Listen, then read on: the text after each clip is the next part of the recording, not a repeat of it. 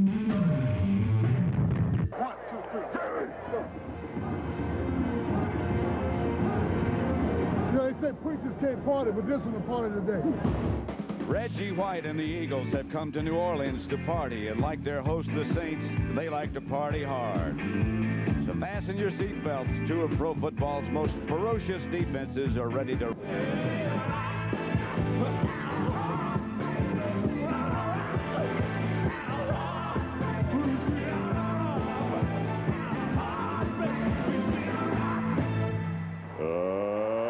Let's get ready to rumble!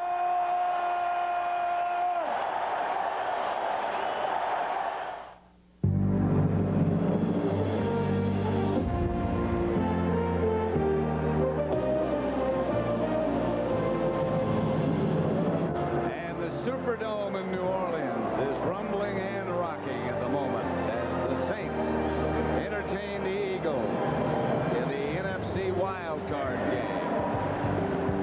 Good afternoon. I'm Pat Summerall here with John Madden. You think of these two teams, you think about defense, and what do their respective offenses have to do to stop them? Well, you know, the one thing that you just can't sit there and take it, and I think if the offense that comes up is the offense that's going to win this game. Now, Randall Cunningham, we're talking to Richard Kotite last night and Randall Cunningham, and he says it's important that he gets into a rhythm, that he gets off to a good start, that he has guys open, and then they can get a little running game going. On the other side, I think it's going to fall on Bobby Hebert, too, because protection is the thing anytime you play against the Eagles. So Bobby Hebert is going to have to get protection, and the other thing, he's going to have to help his protection by getting rid of the ball quickly. But, John, you know, this is the playoffs, and the immediate thing you think about is the finality of it all. It could be over after this. Yeah, you can't beat that. I mean, that's what makes this so great, that there's 12 teams going to the playoffs. 11 of them are going to lose their last game this year, and of course that 12th team is going to win the Super Bowl. So these teams know you win, you go on, you lose, you go home, it's all over, and that makes for good football. And the Eagles are going to kick off as the Saints have won the toss. They're at home, they've got their crowd, they've got the good defense. John Madden just told you about what they have to do on offense, and Roger Ruzek set to kick it off for Philadelphia. Both have been frustrated in recent years when this time of year comes around. Vaughn Dunbar back deep in the middle. Patrick Newman to his right. Buford Jordan to his left. And Ruzek is ready.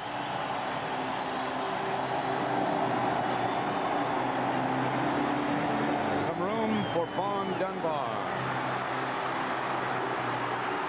Almost broke it out of the pack. Stopped by Barkley. 20-yard return. Bobby Hebert, the quarterback. And in front of him, Richard Cooper, Dombrowski, Hilgenberg, Chris Port in place of Kennard, Brock, and Hobie Brenner, the tight end.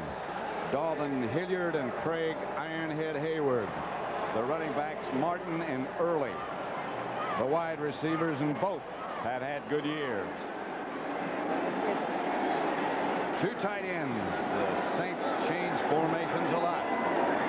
They open with two tight ends. Hilliard, the lone setback. Hebert, the quarterback. Going for the bundle early. For Quinn Early. Overthrown. Let's look at that fine Eagle defense. In the front, Simmons, Golick, Harmon, and White. Thomas, Evans, and Joyner, the linebackers. The rebuilt secondary has McMillan and Allen at cornerbacks, Booty and Miano, the safety man. Well, they were saying that the Saints have a conservative offense. Jim Mora, I think, has done a great job with this team down here over the years. So he says conservative. We'll show you conservative. The first play is a 70-yard pass. About 5 yards too far. Hebert to Hilliard. Only got a yard as the safety man came up to make the hit, Miano.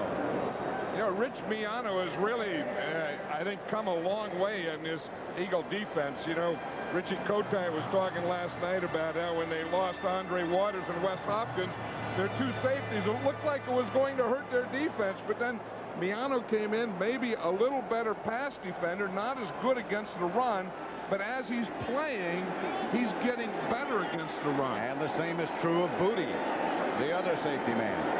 4 wideouts for the Saints. Hayward is the lone setback with Hebert out of the shotgun.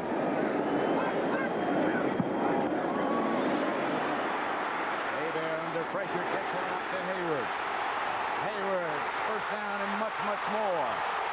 Ironhead stopped by Booty. Crosses into Eagle territory. You know, usually they have Dalton Hilliard in the backfield on that 4 wide receiver shotgun. That time they put Ironhead Hayward back here. You see, they were going to use him as a blocker. Now watch him. He's going to start to block. He's going to help in the pass protection. Then the pass protection breaks down. You see him here. He's blocking now. Now he sees that Bobby Hebert's in trouble, so he scrambles out. And you get Ironhead in the open field, even though he's about 270 pounds, he can really move that 270 pounds. Who knows how much he weighs?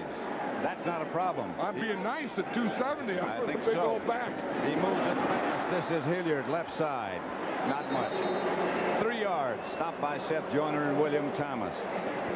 As we were talking to Seth Joyner last night, the Eagles linebacker, he was talking about, again, that shotgun formation that I think the Saints do as well as anyone.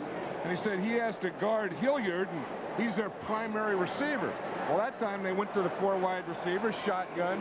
Hilliard wasn't even in there. And then, of course, the guy that hurt him was Ironhead Hayward. Hilliard now is the lone setback behind Hebert. 2nd and 7.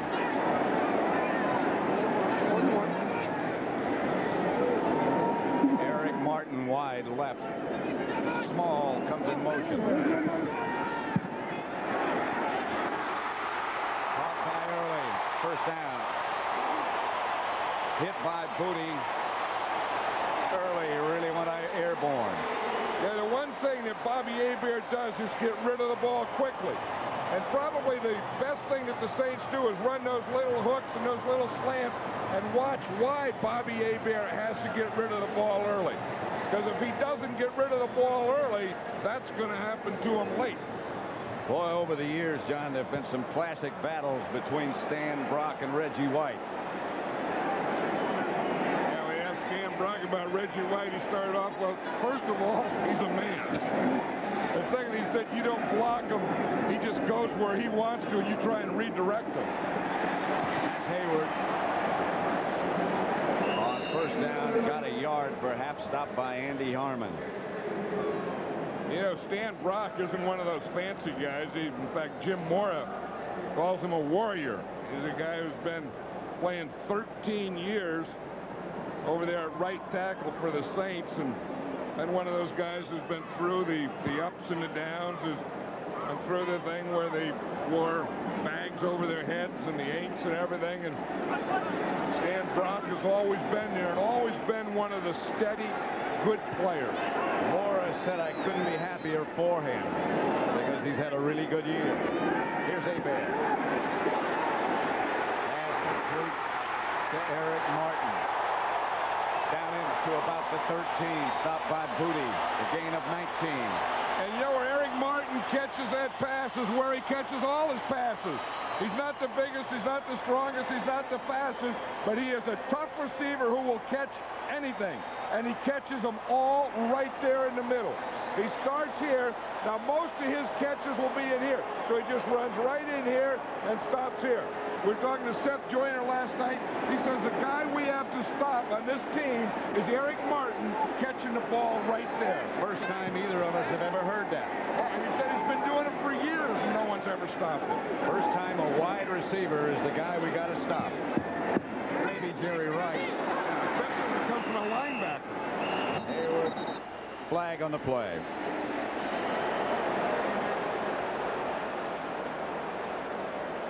False start, number 67 of the offense, prior to the snap, 5 yards, First down.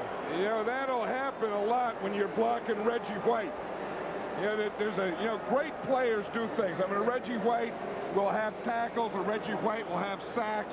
The other thing a Reggie White will have is he'll make the guy who has to block him a move early. And that time, because they always get jittery, they always wonder, where's Reggie, what's he doing? And they don't always listen and get the snap count. What a game that was. Buffalo and Houston, 35-3. Houston at the half. Buffalo came back and won it. Hebert. End zone. Martin incomplete. A flag. A marker in the end zone. I think they're going to throw it on the rookie Mark McMillan. You know, he's only 5'6", 5'7", but he has a 40-inch vertical jump. That time, I think he jumped and he held. Number 29 in the defense. First down. But he's an amazing guy. Mark McMillan, number 29. Now watch. You see there's Eric Martin. He puts his hand up. He wants the ball. You see McMillan can jump up there as high as Martin. That's not the problem. But he interfered before the ball got there. That's one thing about that great vertical jump. You can only do that once. The other guy can take another step. That's right. And you can't have your hand on anything when you vertical jump. First and goal, Hayward. Touchdown.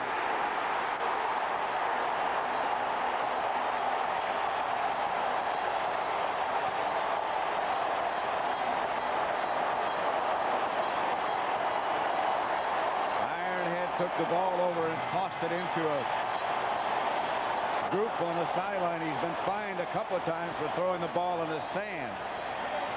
I tell you, when Ironhead gets that weight going forward on the goal line, he's going to push anything that gets in front of him or right back into the end zone. And he did it that time. They still haven't tackled Ironhead Hayward. He might move the dome. He'll blow the roof right off this place. Barnard holding Morton Anderson for the extra point. Nothing Saints. Now that was a drive. A beauty. And 7-0. New Orleans over Philadelphia. In case you haven't discovered what makes the all-new Toyota Corolla all-new, here are some subtle hints.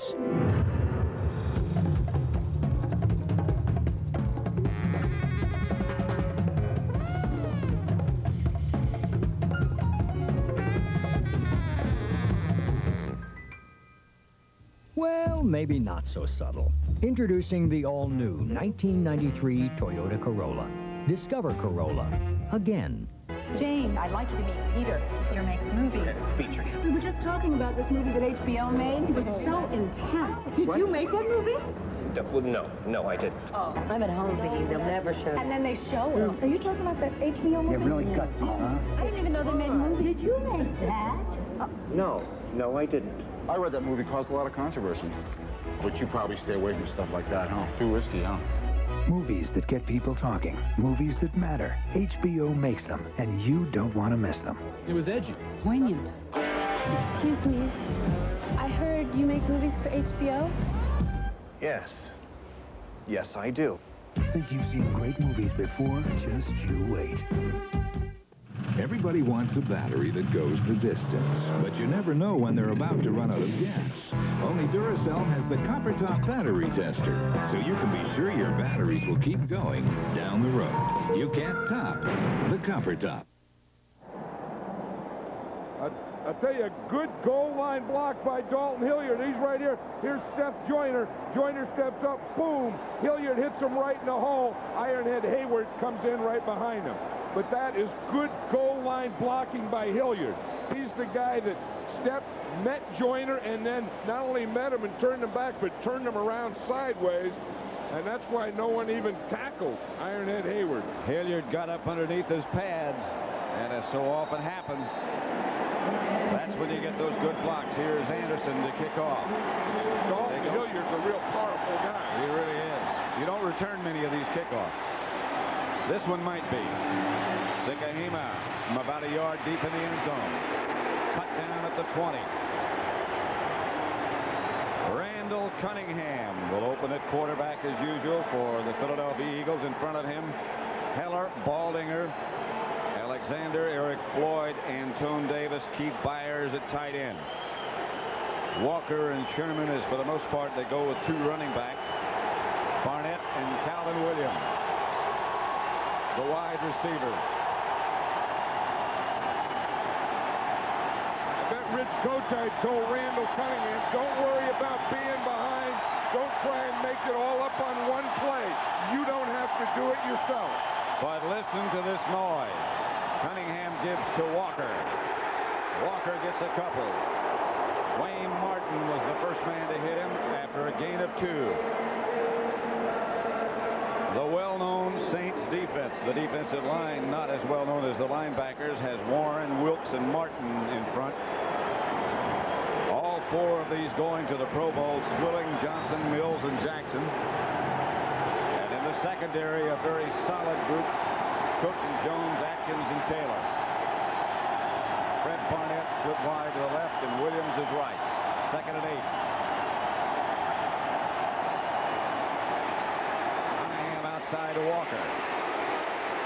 And here they come. Boy, does they swarm.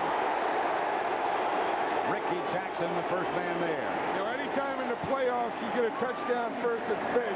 But when you score the touchdown first and you're at home in a playoff game, it's really big because you get the crowd into it right now.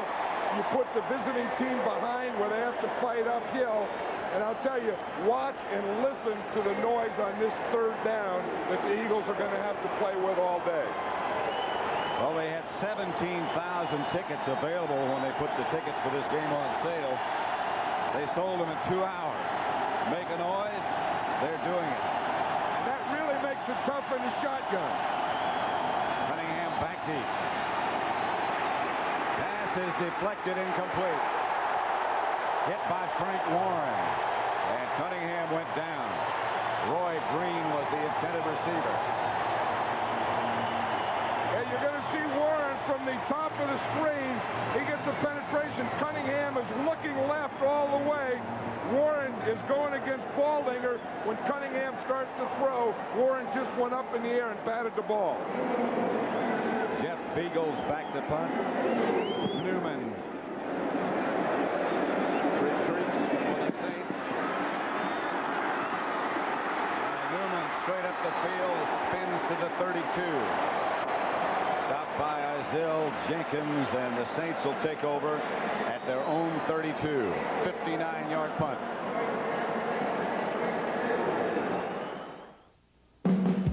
Come on, let me show you where it's at. Ooh, come on, let me show you where it's at.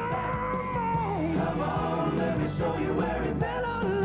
Miller Lite, I like it like that. When you're calling for great taste and a less filling beer, one beer's made to order. Miller Lite. It's everything you want a beer to be. Ooh, I like it like that. Come on, let me show you where it's at. Ooh, come on. This royal throne of kings, this happy breed of men, this earth of majesty, this little world.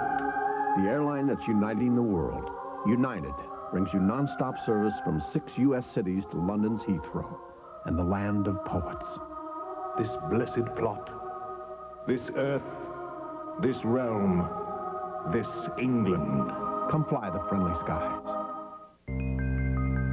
When it comes to the safety of your loved ones, Toyota cares. Everything's going to be all right. So the Previa was equipped with side door impact beams and a roof that meets car strength standards. It's going to be okay.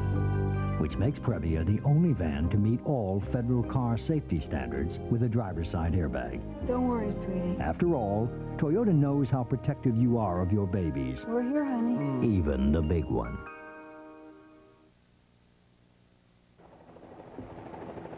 CBS Sports coverage of the National Football Conference Wild Card Game is sponsored by Toyota and their full line of cars and trucks. Toyota, I love what you do for me. HBO, think you've seen great entertainment before? HBO, just you wait. And by Miller Lite, an official sponsor of the NFL and Super Bowl 27.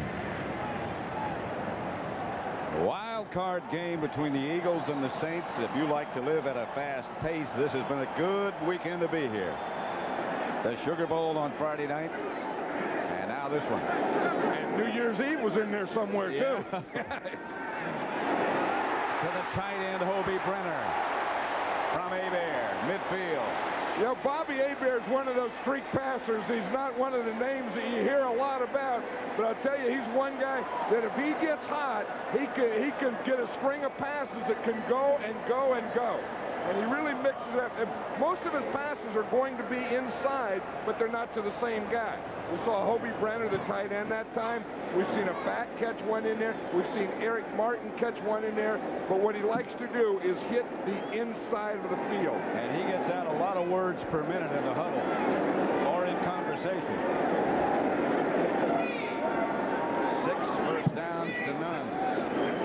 Hebert to Dalvin Hilliard. Hit by Andy Harmon. Got a couple. Yeah, it was interesting. I saw Jim Mora Friday. I came over to the practice field, and he was driving out. He stopped, and he says, you know, he says, I don't know what's going to happen. He said, I just want to tell you one thing. This is Friday. A coach is more relaxed a couple days before the game. He said, I feel better about this team, and I feel better going into this game than I have any other situation in my life. You know, he said the same thing to me down on the field a minute ago, but he said also, this is the best team we've ever played in the playoffs. Yeah, that was the next thing. That was a disclaimer. Yeah, we're playing the best team we've played. Fake reverse. Behind Dunbar as Hebert was under pressure from Reggie White. Geez, it looked like he should have just handed it to Dunbar. He really had it. Watch here. They're going to fake there to Hilliard. Dunbar's going to come from the wing position. Look, if he would have handed it to Dunbar instead of faking it to him and then trying to throw it to him, it looked like that could have been a pretty big play. He had a blocker out there and only one Eagle. Yeah, because they went with Hilliard. They really read Hilliard. He was the only back. Here comes Dunbar. No one reacted back to that play. The reverse is there if they want it later. 3rd and 8. Reggie White goes over the middle and Clyde Simmons goes to left end. So Brock has to block Simmons this time. Hebert's pass is incomplete. In the direction of Hilliard, incomplete. Well, what they want to do is you get big Reggie White in there, and you want to get him inside over a Joel Hilgenberg who only weighs 250 pounds, but then they do the stunt so the right guard can help. Andy Harmon got the penetration. They get so worried about where Reggie White is, what you're going to do, that they block Reggie, and then an Andy Harmon gets in there. Tommy Barnhart. High punt in the direction of Sikahema, bounces through the end zone. So the Eagles will take over at their own 20. The Saints lead it 7-0. For all of you with the courage to go it alone, to put your future on the line and your name on the door, there's the corporate card from American Express. Use it for all your business expenses. We'll organize them by category and even provide records of charges. It's a great way for any company to get a handle on costs. Call 1-800-SUCCESS. The corporate card to your success.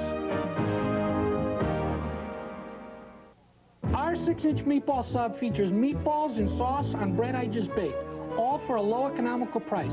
I won't say how low, but you'll probably find enough in the cushions of your couch. The 6-inch meatball sub, only $1.69, only at Subway.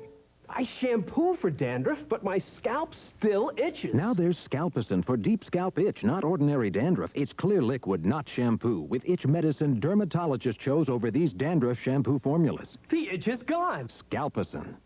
Big George Foreman is getting ready to fight again. Over the years, his 6 foot 4 inches of pure punching power has racked up 66 KOs. And now, he's ready to meet his next challenger. Beer Kutzer, live and only on HBO. It takes a big man to go up against George Foreman. Oh, big guy. No. I'm so big, sometimes I even scare myself. Is Big George ready?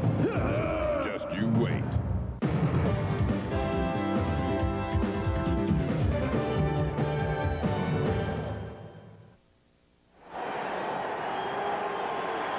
with Paul Boudreau, the offensive line coach of the Saints, back there. He's drawing up what the Eagles do on defense and how to pick up the blitzes and the pass rushes and everything they do. And there's the guy who does the pass rushing and the guys who do the pass rushing sitting over there thinking about what they're going to do next time. 1st and 10 Eagles. Cunningham up under the center. The Saints fake blitz. That's Heath Sherman left side. Wilkes led the Saints against Sherman's rush. Yeah, when we talked to Rich Kotite last night, he said that the last time they played, they were able to run, and he said he wants to be able to run again, obviously, today. He said he thinks they can run to their left more. And one, because Pat Swilling is more of a quick guy and a finesse guy and spinning and so on. And he said he'd rather run at him than he would the other side at Ricky Jackson. That's Calvin Williams in motion. Cunningham chased and caught. Ball's loose, and there's a scramble. Looks like the Saints came up with it if it wasn't already down. You know, in the first game, Randall Cunningham fumbled 3 times against him. That was one of the things that they talked about and they worked on. That Kotite was saying in the first game, he didn't feel that Randall Cunningham really sensed danger. He said now that he's back, he feels that he senses danger more, although I don't know how well he sensed it on that play. They're saying his knee was down. You better sense danger against the Saints. Well, see where the ball is? That means he didn't sense danger. See, when you sense danger, you have to put it away. And right there, you see his knee is down. His knee is down here. The ball is still in there. It's just starting out. So what they're ruling that his knee was down before the fumble. But that is very, very close. That ball looked like it was coming out just as the knee was going down. I think the Eagles dodged the bullet. 3rd and 2, that's Byers out of the backfield in motion. Cunningham again is going to take off, but this time he's going to get the first down and more, still on his feet. Chased from behind by Swilling and brought down after a 15-yard scramble. And that's the danger you have to sense there at the end. The first thing that Randall Cunningham looks for is a lane. He said there always has to be at least one lane to run in. Now, if we stop it here, we see here's the lane. Here's the one lane that he can run. And then, of course, he gets in the open field. Then he looks for that next level to beat. Now, here's where the danger could come at the end and that strip. I'll tell you, Pat Swilling does it well. No one has ever done that better than Lawrence Taylor. I think they all learned it from Lawrence Taylor. I think that's where it came from. You're right. Walker is the deep back. Sherman in front of him. They didn't have the play. Couldn't hear it because of the noise, so they checked with Cunningham. He's going for a bunch. Fred Barnett. Touchdown. That'll quiet him down from 57 yards away. And if you're going to go deep, Fred Barnett's the guy to go deep to. In fact, if there's any one thing about the Eagle defense that I've always felt they don't do enough of, that's get the ball deep to Fred Barnett. Here he has single coverage. This is Toy Cook, number 41. He's just going to sprint right by him. He doesn't run any kind of pattern at all.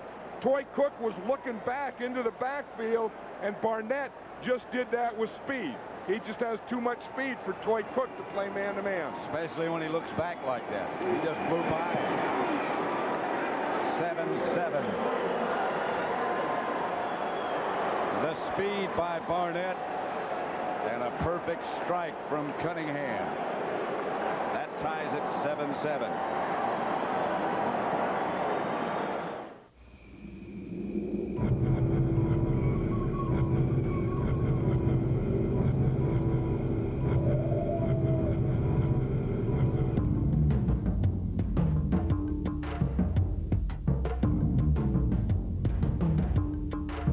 A 1993 Toyota 4x4.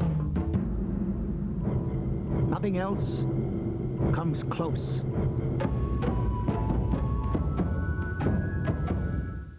Mind readers communicating with other minds. The next slide, please. Powerful messages. Come on! Dig what I'm picking? You know I am. Come on, let me show you where it's at. When you're thinking great taste in a less filling beer, Miller Lite's everything you want a beer to be. No. We don't come here often. To me, toothpaste was just a habit, and I bought whatever was on sale. When we were on vacation, I tried the Arm & Hammer Dental Care toothpaste, and I thought it was dynamite. Like the dentist just cleaned my teeth.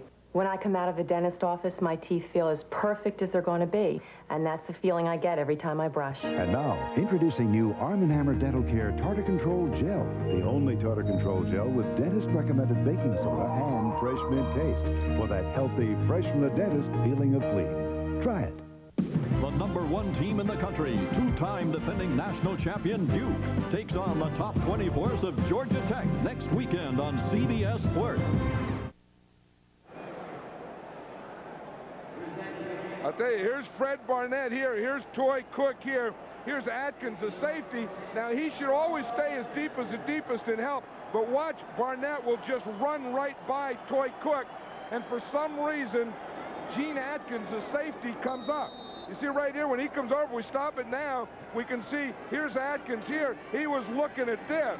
And then, of course, Barnett not only got behind Toy Cook, but Toy Cook had no help that he should have had from his free safety. Ruzek approaches. It's going to be Dunbar. Bounces through his arms back into the end zone. He'll down it there. You know, the interesting thing, Pat, before that play, here's what Randall Cunningham had to do. He went up and checked the snap count with Dave Alexander, the center, came back and told both the running backs so that the play started with everyone on the same page. Alexander, maybe you saw, turned to his right until that side of the offensive line. Yeah, it's Alexander's responsibility to get the offensive line off on the same start count. Alexander, of course, is the center. So the guards are right next to him, and then his head motion tells the tackle when the ball is going to be snapped. 7-7, Haywood, the lone setback.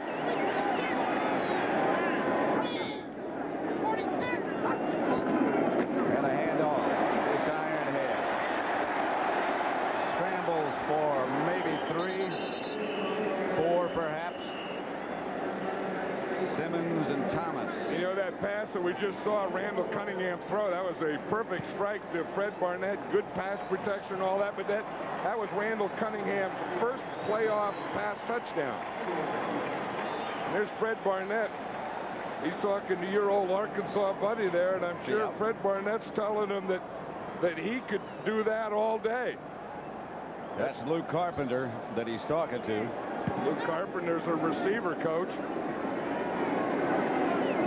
Barnett's a guy who feels that he can beat his guy deep on every play. He truly feels that way. This is Eric Martin wide open. Nobody even close.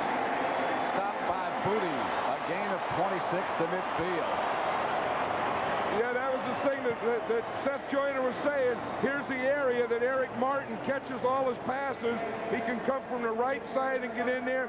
This time he comes from the left side. If we just stop it here, they kind of knew that this is the area where he catches. If you had a hit chart, Eric Martin's catches will all be in that area, but look how wide open it is in that Eagle defense. Boy, if they knew it, they didn't tell anybody.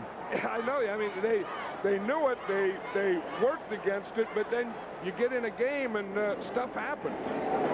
Martin is out. That's early in motion. And Hebert will throw. Steps around Reggie White, gets it inside to Dalton Hilliard. Fumble. Eagles. Rich Miano on top of it. Philadelphia has the ball. There was no knee down in that case. John Booty made the recovery. I tell you, Hilliard was really hit on that one. Watch him here. Hebert does a nice job of getting away from Reggie White there and stepping up, finding Hilliard there with a catch, with a throw.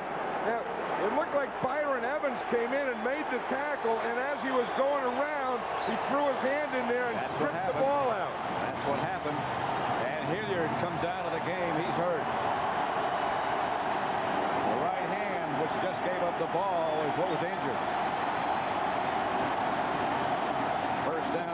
at their own 39. 7-7 score. Cunningham incomplete. The ball was deflected, or either that or slipped out of his hand just as he let it go. Well, it looked like Wayne Martin was there that hit that ball.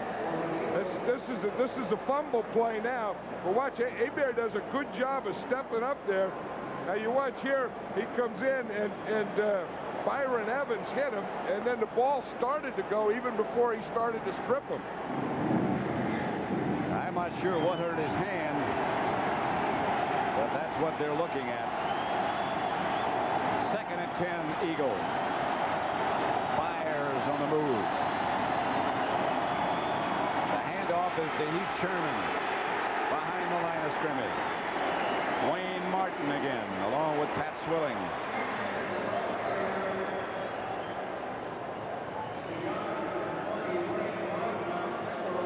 .105 now left to play in the first quarter. Score tied at 7. 3rd and 10 Eagles at their own 39.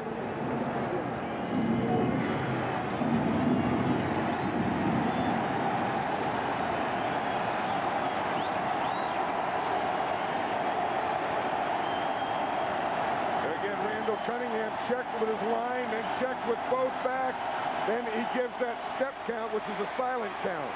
Cunningham deep over everybody in the direction of Calvin Williams. He just let it fly. I don't know if he thought Calvin Williams was going to keep going because Calvin Williams stopped, or if he saw that that was good coverage over there and he just decided to throw the ball away. If you look over here now on the other side, Byers thinks he's open. In fact, Byers is always yelling. He yells at Cunningham and yells woo-woo when he's open. But Cunningham was looking the other way. At the 11, Newman signaled fair catch. It'll be 1st and 10 after a 49-yard punt by Fiegels. 25 seconds left to play in the first quarter. 7-7 tie. Look at Byers is still trying to get Cunningham's attention. He tried to get it out there in the field. Now he goes to the bench and he was hitting his shoulder. Look at him. Yeah. He said, I'm waving, I'm waving, I'm waving. Why do you throw it to me? Cunningham was looking the other way, though, to be honest. He's still looking the other way. Yeah, and that's exactly. He was looking to his left, and Byers was open to his right. They go to the bench. Cunningham is looking to his left. Byers is at his right. And he's still looking to his left. But Byers was open. There was nobody else even in the picture. You know, and they're best friends too, so it's not a negative type of thing. That's why they're sitting next to each other. At the 11, as the first quarter is about to come to an end.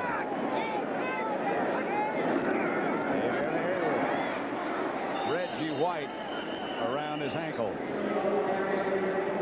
An amazing guy, you know. I mean, he's so big. You look at him out here and you think, you know, Reggie White, we're going to go inside. We don't have to block him. But the guy is 300-plus pounds and runs a 4.640, and he has a quickness. He's like Lawrence Taylor. Wherever you run, you better block Reggie White. That's the end of the first quarter with the score. Philadelphia 7, New Orleans 7.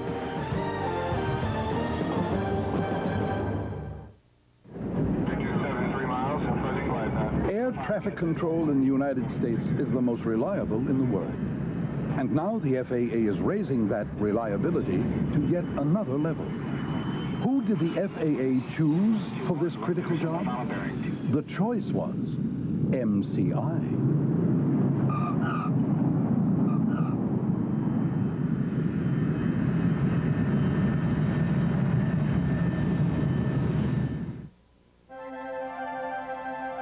On the river of life, things change. A protection review with your Allstate agent is the best way to make sure you have the right kind of coverage for your home or car. Or to set you on a course with life insurance to provide for you now or in the future. So see your agent for the Allstate Protection Review. You're in good hands with Allstate.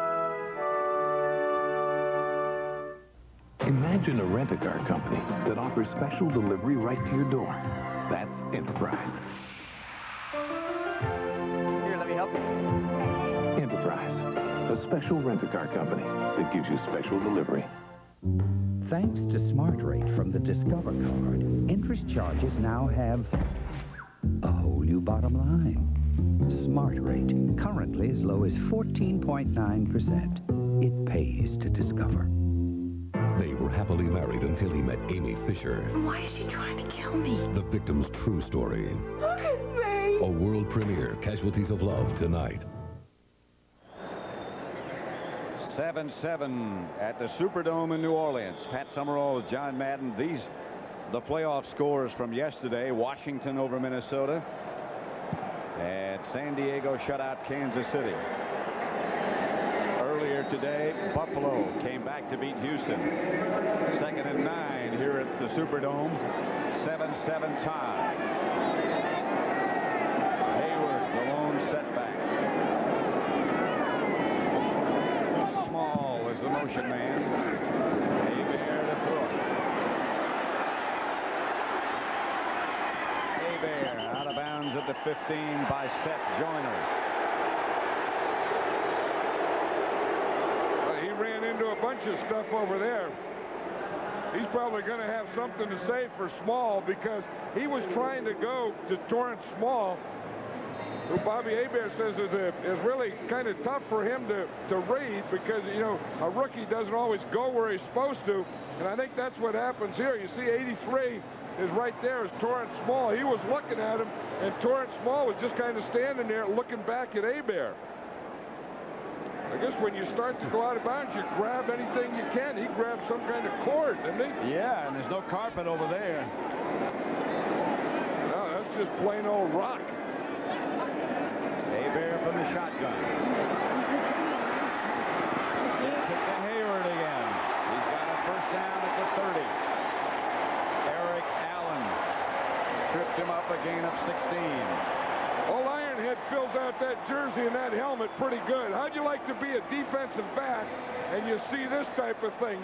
You look and you see a dump off and you see Ironhead Hayward coming down the field full steam. And you don't have any linemen or linebackers in front to help you. This is a look right here. This stuff's coming at you. And it's moving right and it's moving left. You're not going to take it on head on if you're Eric Allen. It looks like it ought to be giving off some steam. Old Ironhead came in there. He gave us those pickled string beans yesterday. That had a little spice. I'll tell you what. I'm still, there's some remnants around.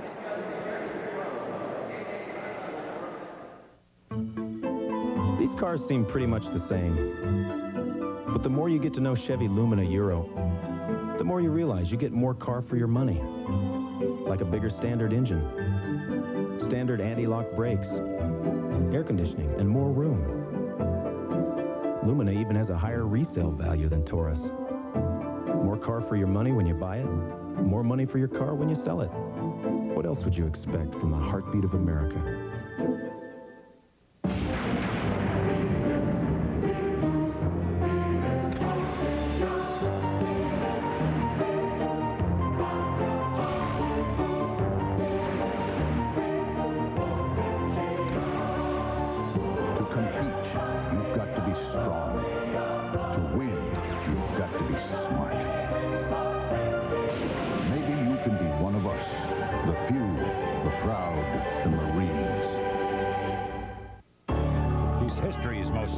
Quarterback. Now he's coaching Budweiser in Bud Bowl 5. Yes, some men are born to be football legends. Give every last drop. We're going to win it. We're Budweiser. Of course, some men aren't. We'll win it because we're Bud Light. You ever wonder how they get the strings in these things? Bud Bowl 5. It's back. Get your ticket where you buy Bud, Bud Light, and Bud Dry. Someone will win $1 million in cash. This game summary is sponsored by Budweiser. Randall Cunningham's first playoff touchdown pass to Fred Barnett, 57 yards. Bobby Hebert, 7 out of 10. Craig Ironhead Hayward, 48 total yards, and he scored the same touchdown. You know, you come in here, we were talking about the defenses and on how you have to control the defenses. The first quarter they did that pretty well because neither quarterback has been sacked yet. Touchdown apiece. First down, Saints. Eagles show the blitz. Hebert. First down and more to Early. He saw it coming. Stopped by Booty.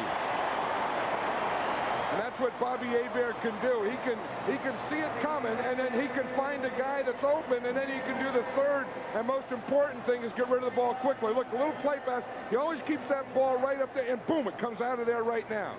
I think that, that's the thing that great quarterbacks have to have, or all quarterbacks have to have.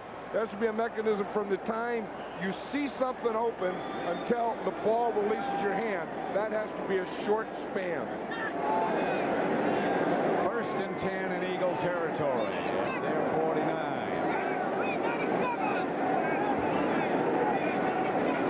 Hebert points to his right, gives to Hayward to his left.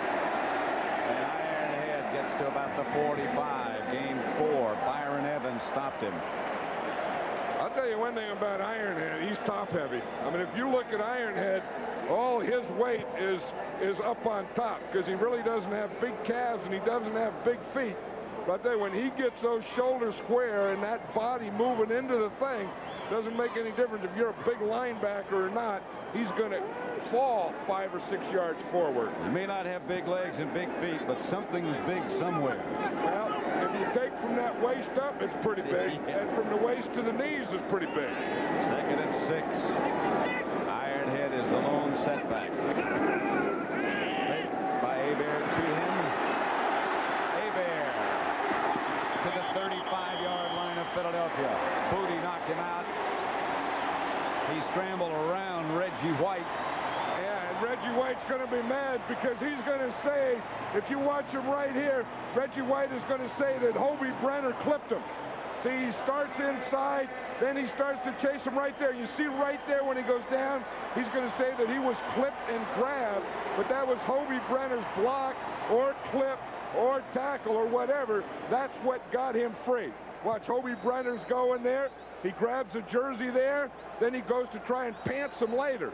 But that grab and pants was the thing that got Bobby Hebert around that corner. That's the Saints' longest run today. Goes by Hebert.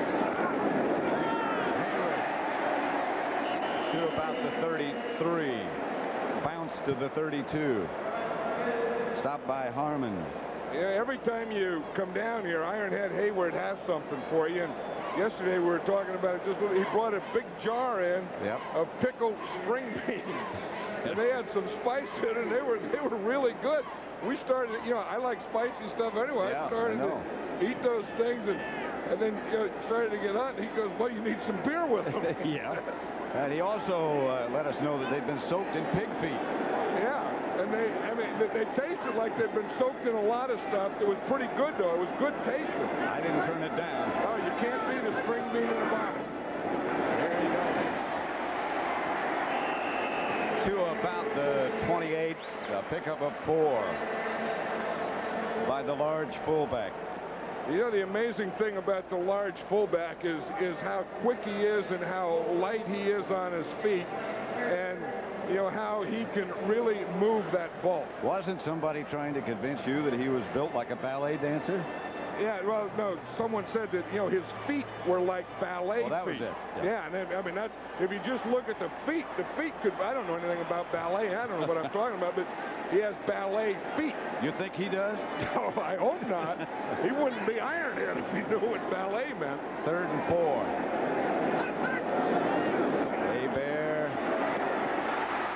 Enough for a first.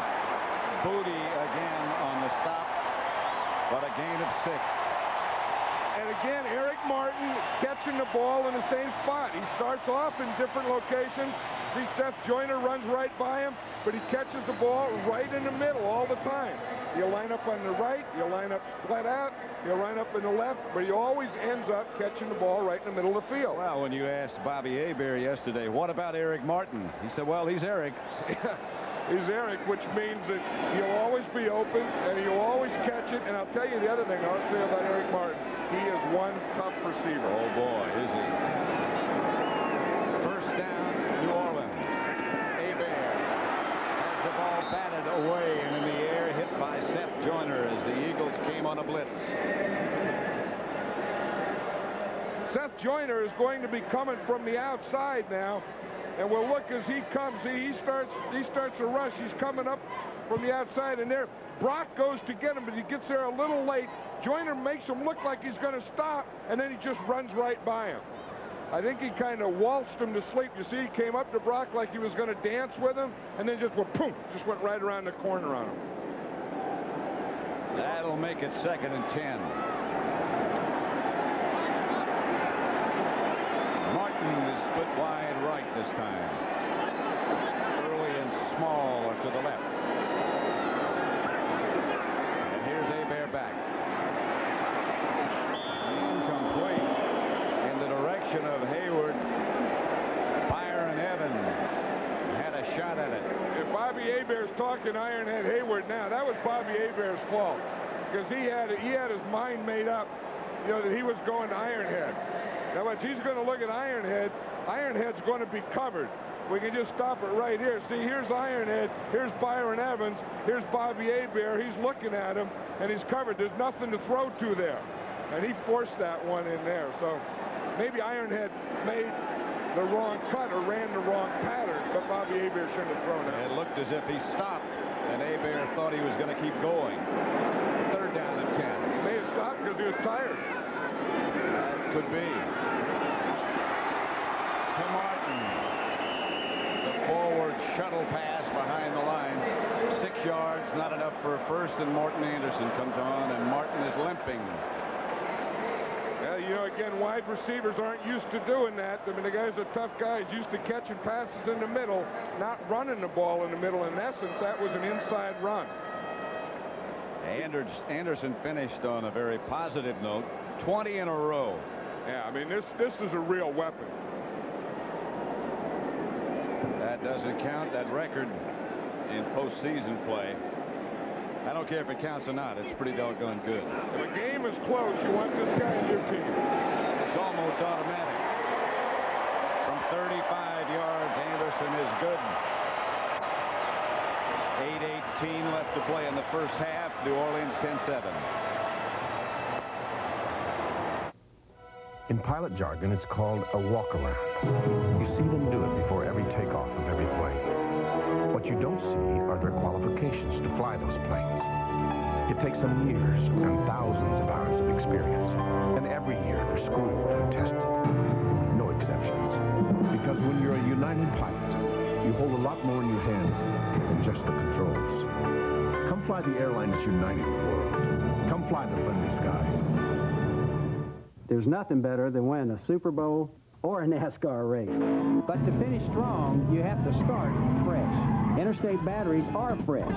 For factory fresh power, call 1-800-CRANK-IT. Start fresh with Interstate. This is crazy.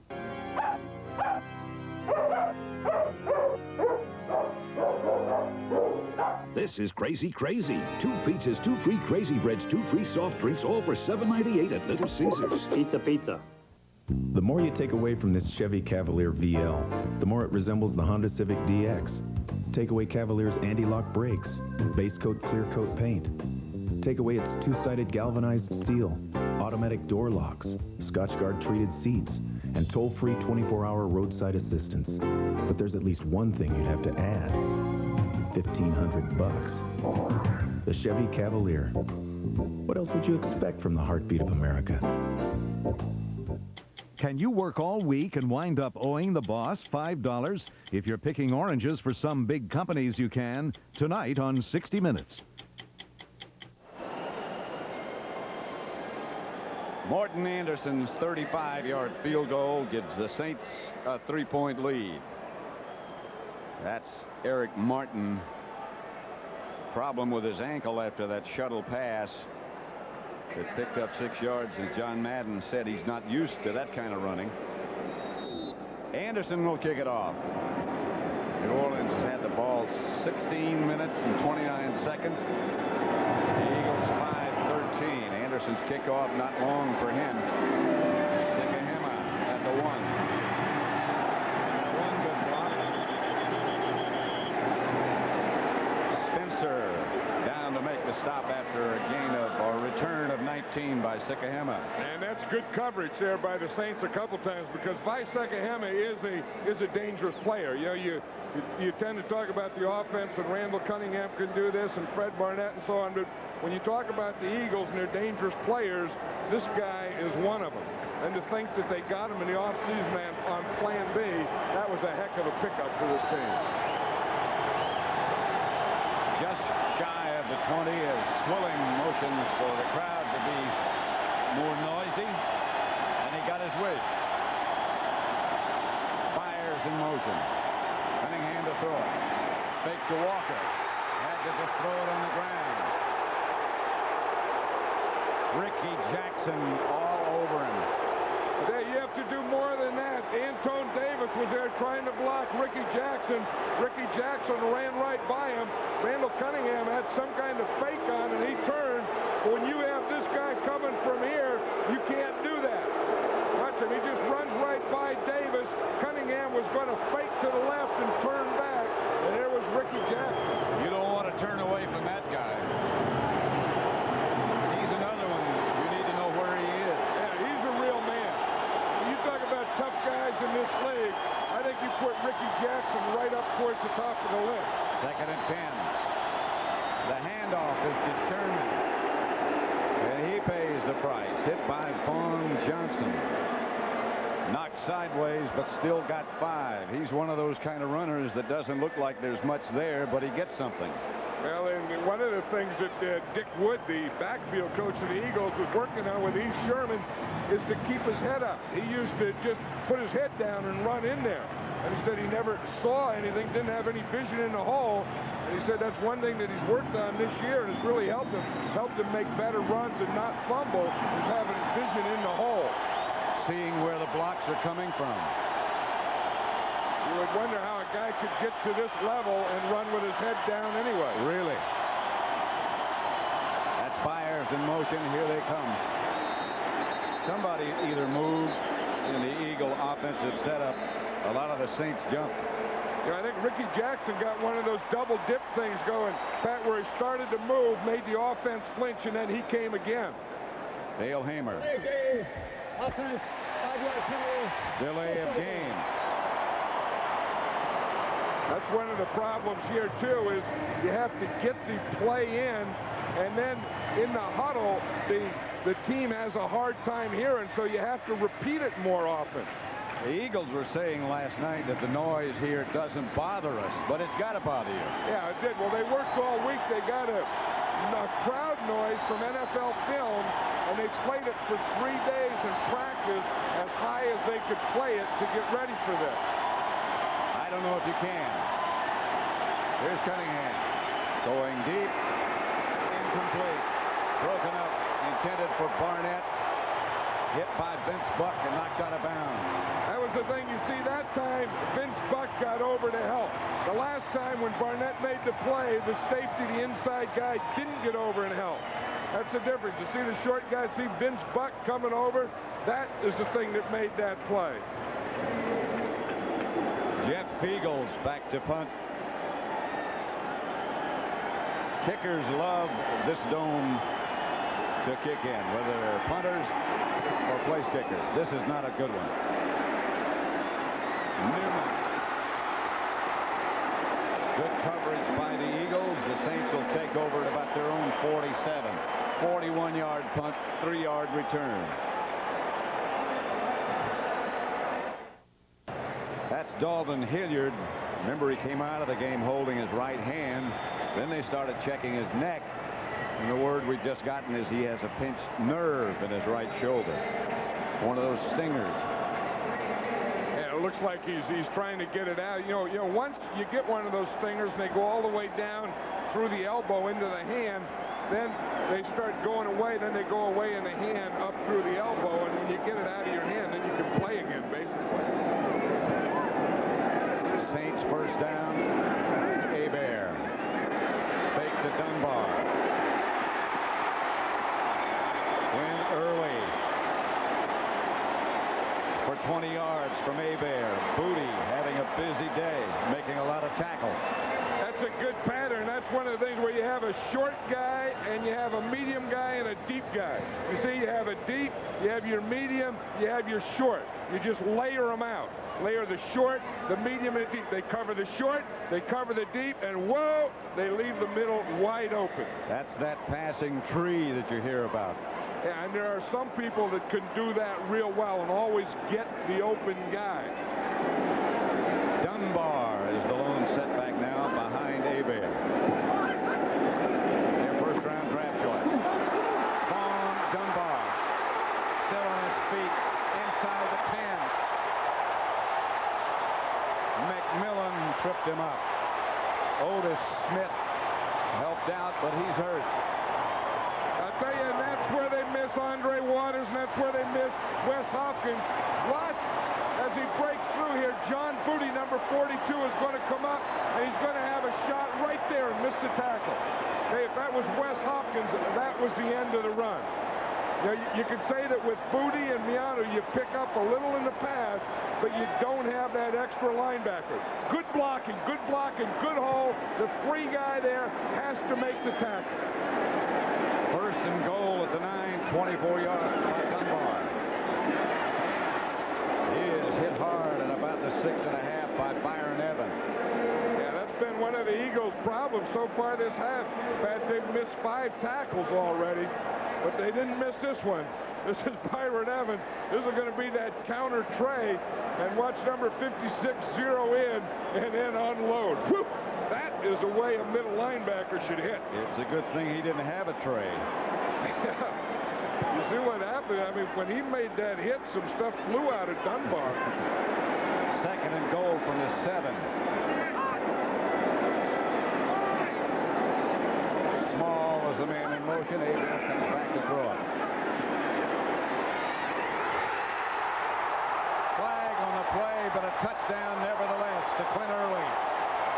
Hebert threw it short. Early came back. I think the penalty was going to be on Eric Allen, who was covering Quinn Early anyway. I told you, when Bobby Hebert gets hot, he can get hot. And he's been hot this first half, and he's making some throws today.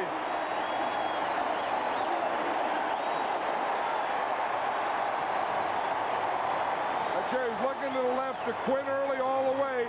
Early's covered there by Eric Allen. You see Eric Allen grabbed with that left hand. Early still made the play. There was a flag in the end zone anyway.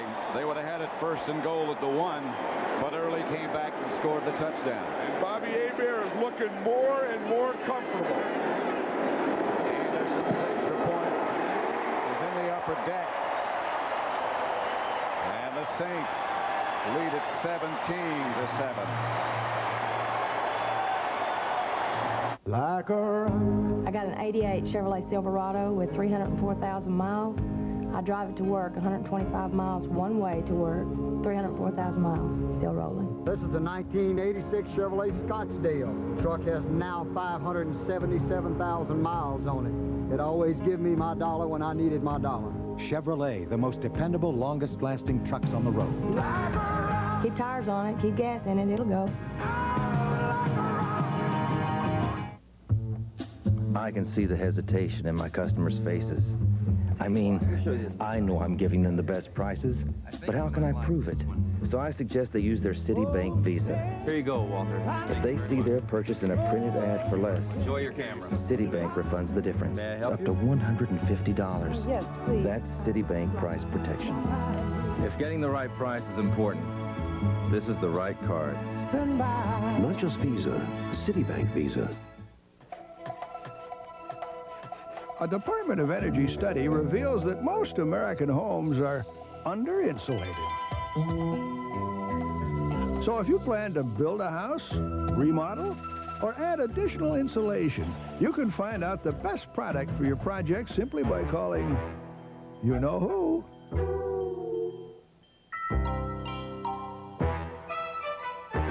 Call 1-800-GET-PINK. Next Saturday, John Madden and I'll be in San Francisco for the divisional playoff between the defending Super Bowl champion Redskins and the 49ers. Steve Young makes his first ever playoff start as the 49ers, pro football's winningest team at 14-2, begin their quest for a record 5th Super Bowl trophy. The 49ers and the Redskins next Saturday on CBS, starting at 3:30 Eastern with the NFL Today.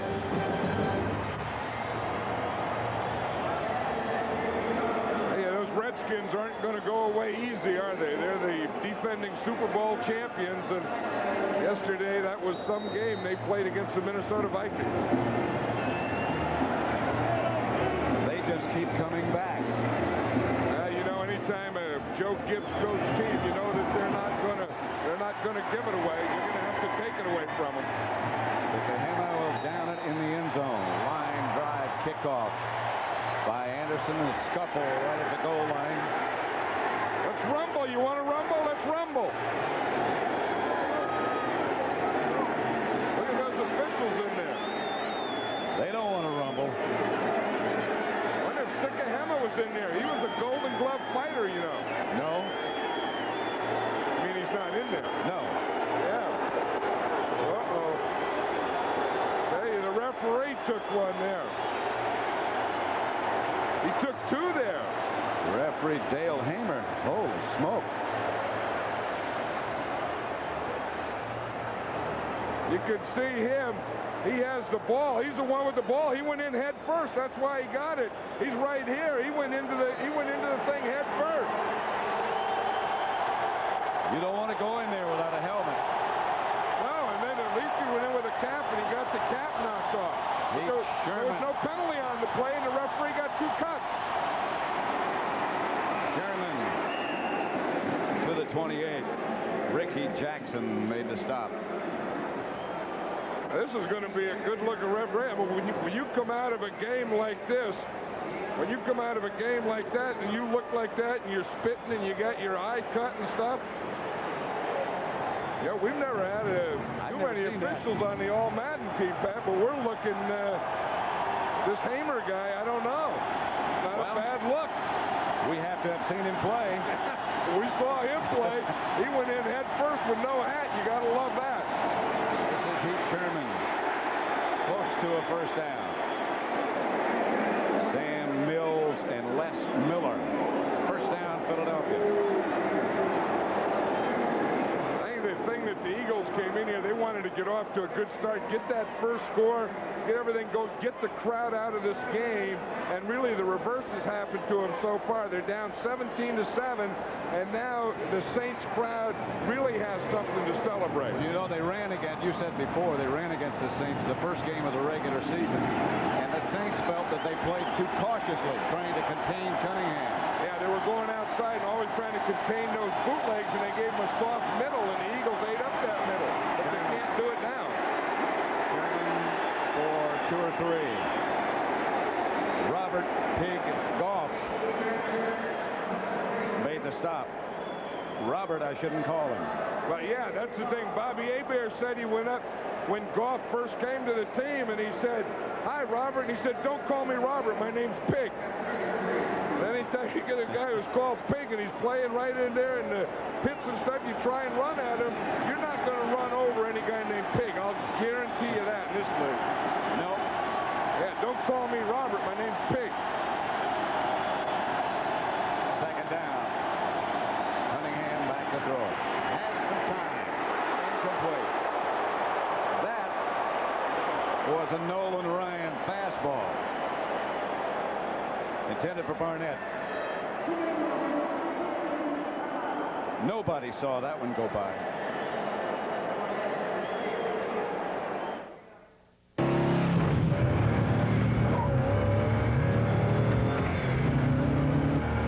Here comes Jim, in for a pit. Jim, backyard's next. Hey, no duels. Non-alcohol, 70 calories. Perfect. After all, the competition is pretty stiff out here. When you want the refreshing taste of beer without the alcohol, think O'Doul's. It's what beer drinkers drink when they're not drinking beer. Imagine a rent-a-car company that offers special delivery right to your door. That's Enterprise. Here, let me help you. Enterprise, a special rent-a-car company that gives you special delivery. We all count on our batteries to get us through, but you never know when they're going to hit the skids. Only Duracell has the Copper Top Battery Tester, so you can be sure your batteries will keep you gliding along. You can't top the Copper Top. The quotes are in on the all-new Geo Prism. A look that easily surpasses Honda's best efforts to date. A handsomely styled, roomy, refined sedan. A best buy. But the most impressive quote of all may be the one you get from your Chevrolet Geo dealer.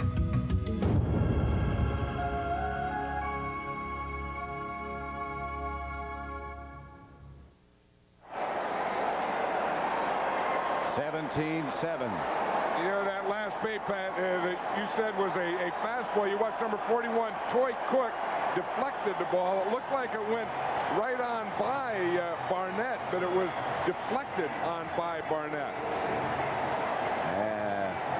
They're working on the referee, Dale Hamer. That's a New Orleans Saints trainer out there.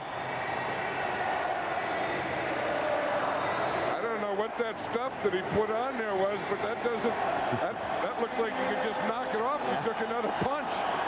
He needs a better cut man, I think. Well, yeah, that's what they use in fights, I think, and they put it, and that stops the bleeding, and then you can take more punches when you get that stuff on. Third down.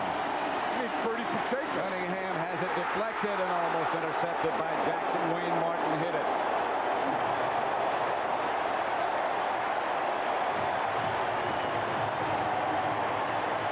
See the pressure here. Now, what happens is Cunningham gets back, and he doesn't have anyone to throw to right away. So then when he doesn't have anyone to throw to, what Martin's trying to do is you rush as far as you can, and then you take a lane. You take a running lane if he runs, or if he passes, you take a passing lane with your hand. A running lane with your body, or a passing lane with your hand. Newman fields Spiegel's punt. And down he goes at about the 18. 56-yard punt, an 8-yard return. You know, an interesting thing when we were talking to the Eagles last night, Rich Cote, he said that the Eagles wanted to come out and get into a rhythm, and they really haven't been. I mean, they really haven't gotten into a rhythm, and I think that the Saint defense has won this first half. I think they're the reason that the Eagles haven't gotten into a rhythm. I don't think there's much question about that. They do put a lot of pressure on you. They haven't gotten to Cunningham a lot, but they have hurt him a lot. Yeah, they have, and then they've taken away that run. You know, where they had that soft middle the first time, they're not giving them a soft middle this time.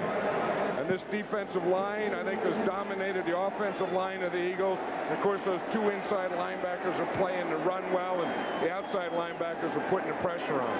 First and 10, the Saints ball at their own 19. They're trying for more. Going deep for early. Overthrown. Otis Smith, the defender. Yeah, if you want to come down here and make everyone, all the Saints players and coaching staff and everyone around there, and say, well, you have a good defense and a conservative offense. Do they hate that? Oh, boy. You know, here they are. I mean, they win 12 games. They're in the playoffs. And, you know, they have a good defense. But if you want to make their offense or their coaches mad, just say that. But they do. I mean, they have all these weapons. They always change formations. They go deep. They go short. They run the pass. I don't know. They don't have a lot of big play guys, but they do have an open offense. But they're very touchy about being told they're too conservative. This is Hayward. At the line of scrimmage. Maybe he got a yard. You remember all the years that they didn't win and they were spoiled. Then they started to, they weren't spoiled because they weren't winning. And then they start winning, and then they get spoiled. Then it gets to be how you win. Just give the ball to big old Ironhead and you're okay. Timeout, Philadelphia. To get rid of her gray, my wife... With the half, Greg and Terry and Mike Singletary at our studio back in New York. The NFL halftime report. Randall Cunningham, outside of the touchdown strike to Barnett, hasn't had really much of an opportunity to do much. The Saints have controlled the scoreboard and the ball. 12 out of 18, back in the shotgun this time. Eagles blitzing from behind. They get out to Hayward again. He is cut down in the open midfield by Andy Harmon. Didn't see him coming. No, but Ironhead is upset because he saw the first down stake and Andy Harmon got him from behind. And a back doesn't like that when a big defensive tackle will get you from behind. See, the blitz comes again. It wasn't picked up, but the thing that Bobby Hebert can do is get rid of the ball quickly. Another timeout, Philadelphia. Tommy Barnhart, the Saints punter, already in the game. Talking about Hayward being caught from behind. I think that's a good place to catch him from. Yeah, it would be a lot easier to catch him from behind and strip him and go down, start at his knees, go down to his ankle, than it would be straight ahead. Let's see what happened here. Again, he sees here right now, he's thinking that he has a first down. And you see Big Andy there, he was dropped back. He was kind of fake and rush. Then they blitzed the outside. Then Harmon dropped out of there. So in essence, he was playing a linebacker. Sikahema back standing for Philadelphia at the 30. Off the side of his foot just a bit, but Sikahema will have a chance at the 35. And he is dangerous, but not when you cover it like that. Patrick Newman down in good shape. He lost 4 on the return. You see what Patrick Newman did after he made the tackle? He did that punch like Sikahema does. Because Sikahema used to be a fighter, so his experience thing is after he makes a play, he would give that punching motion. Newman here is double teamed. He breaks the double team. Not only breaks the double team, gets down there, the first guy down there, and makes the tackle. And watch after the tackle. He gives that punch, boom, boom, boom. You work the body, man. Then you go to the head later. Now that's a guy who wants to make a play. He's saying, I'll show you. You want to see some punches? I'll show you some body punches. First and 10, Cunningham outside. That's to Calvin Williams out of bounds. Clock keeps running, however, after a gain of 9. Toy Cook made the stop. Here you'd think that somewhere again they would try and get deep to Fred Barnett. I don't know. They may talk about that at halftime. First down, Eagles. As Barnett tries to get it out of bounds, but didn't. The clock's still going. They only have 1 timeout left. Barnett should have just caught that ball and just ran right out of bounds. But they can't do it now. But in the second half, they ought to think of getting to Barnett deep again. Now, Cunningham just throws it down at the line of scrimmage and gets the clock stopped. That'll bring up 2nd and 10. They have 1 timeout left. And what Cunningham wanted to do is get everyone back in the huddle and be able to change his formation and call the play from the huddle. They need about a 25-yard play, because if they could hit something around 25 yards, then they could get in field goal position. And as you say, they still have that 1 timeout. And their field goal kicker was kicking very well in pregame warm-up. Ruzick. Here's Cunningham. Barnett. Out of bounds. Incomplete.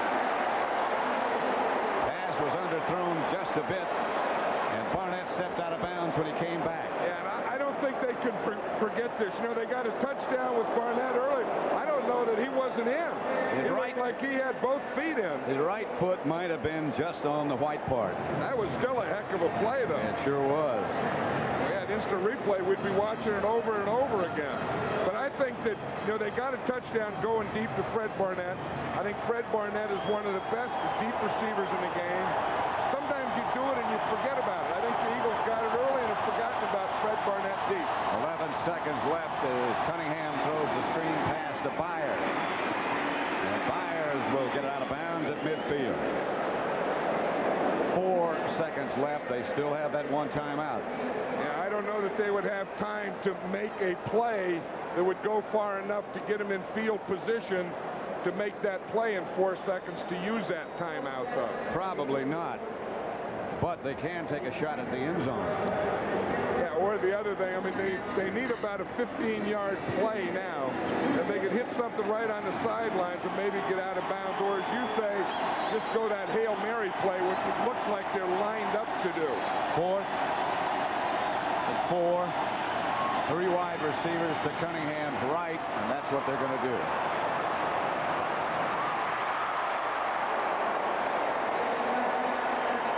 Gene Atkins jumped higher than anybody else, and that's the end of the first half.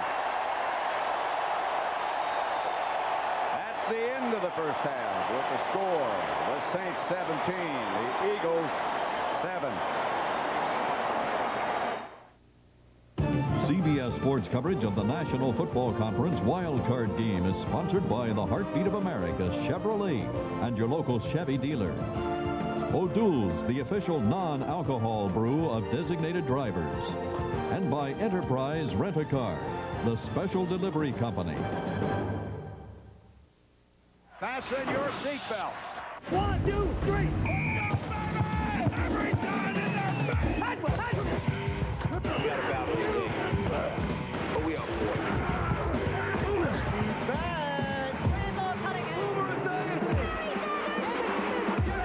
John Elway, Sherman coming.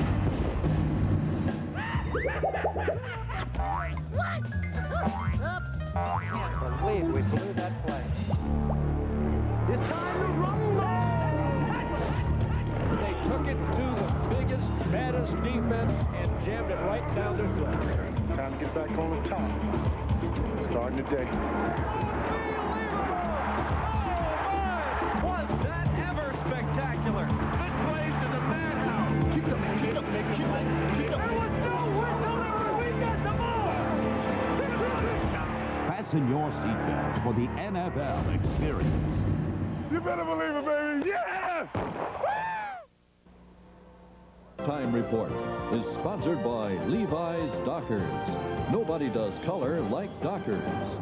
Welcome back to our studios here in New York, everyone. Greg Gumbel along with Terry Bradshaw and Mike Singletary. We're at halftime of the game at the Superdome in New Orleans with the Saints leading the Philadelphia Eagles by a score of 17-7. First thing you notice about this game, I think, in the first half is the ball control abilities that the New Orleans Saints and Bobby Hebert have shown, Mike. Well, I tell you, what I've seen so far, I think is very interesting, is when the Philadelphia Eagles are playing zone defense, their linebackers are dropping off 12 yards, 12 and a half yards to get underneath those underneath routes, and he's dumping the ball off to Haywood. Haywood's taking off running.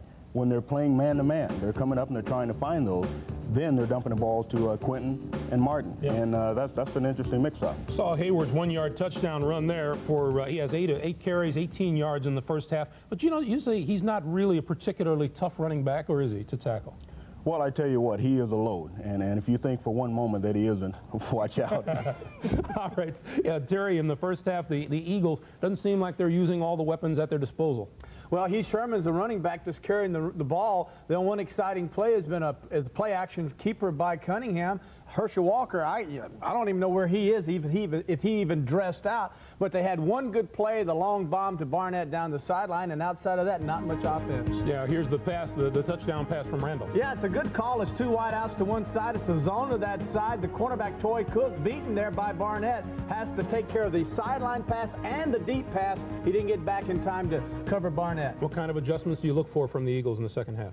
Well, I gotta, Herschel had 112 yards rushing. Where is Herschel Walker? Get him the football. The guy can break a game wide open. If not, I still think you got to throw deep ends against these Saints, and we're not seeing any of that. All right, Mike, and for the New Orleans Saints, they of course have reliable Morton Anderson anytime they get down in the red zone and they can't get the ball in the end zone. But I would think that they'd continue to lean on that defense to hold the fort for the rest of the day. I would definitely feel that at this point right now, they just have to stay with what brought them to the dance. All right. How about the game earlier today at Rich Stadium in Buffalo? The Bills advanced to next Saturday's game against the Pittsburgh Steelers. Wasn't easy, though. They came from 35-3 down with that man, Jim Kelly. Step out of bounds, but the side judge or the back judge doesn't see his left foot out of bounds. Right now, BB is an ineligible receiver. Right, Frank Reich strikes again. Number 83, Andre Reed on the receiving end, 17 yards. That gives Buffalo its first lead of the day, 38-35 in over BS after this word from your local station.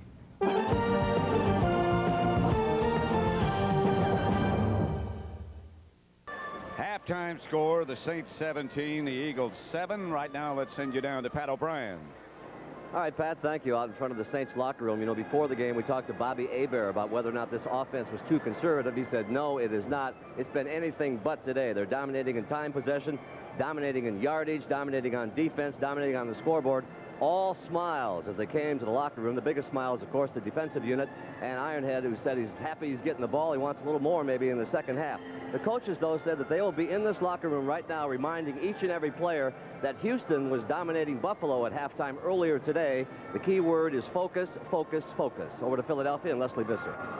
Pat, it's the opposite emotion over here. The Eagles were subdued. Offensively, Coach Zeke Bratkowski said they have to do a better job on 1st and 10 against the Saints defense. You might look a little more for Herschel Walker and Keith Byers, who had a total of only 9 yards offensively in the first half.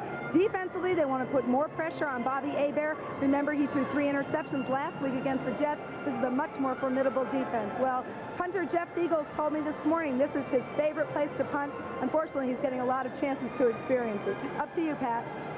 All right, Leslie, thank you very much. John, I think the defenses have been just about everything that we expected them to be. The Saints, perhaps a little bit more diversified on offense. Yeah, I think the Saints have really taken the Eagles out of any rhythm that they might have had, and they haven't been able to do anything. You know, you look and you say Herschel Walker only carried the ball 1 time.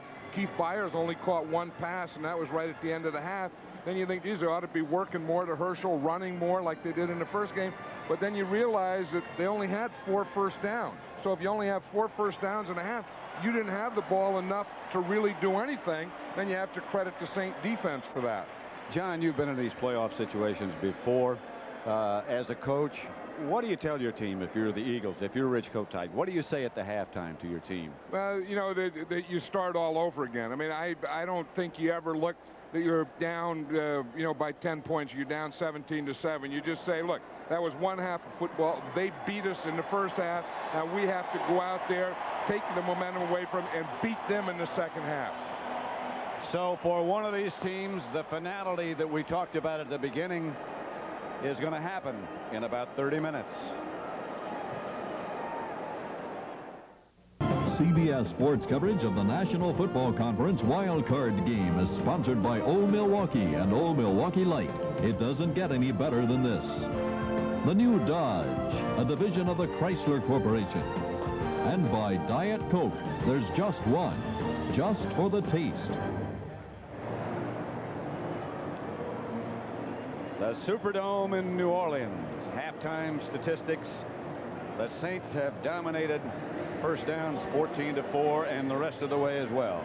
I think probably the biggest surprise there is we talked about both of these defenses and, you know, in their pass rushers and all that, and there hasn't been a sack yet.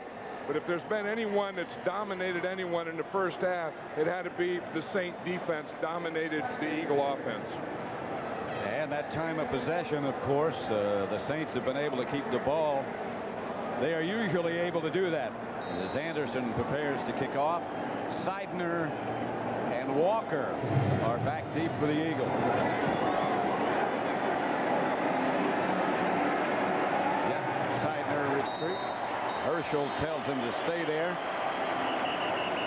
The referee, Dale Hamer, looks okay. Morton Anderson certainly is okay. Let's see about Randall Cunningham and the Eagle offense.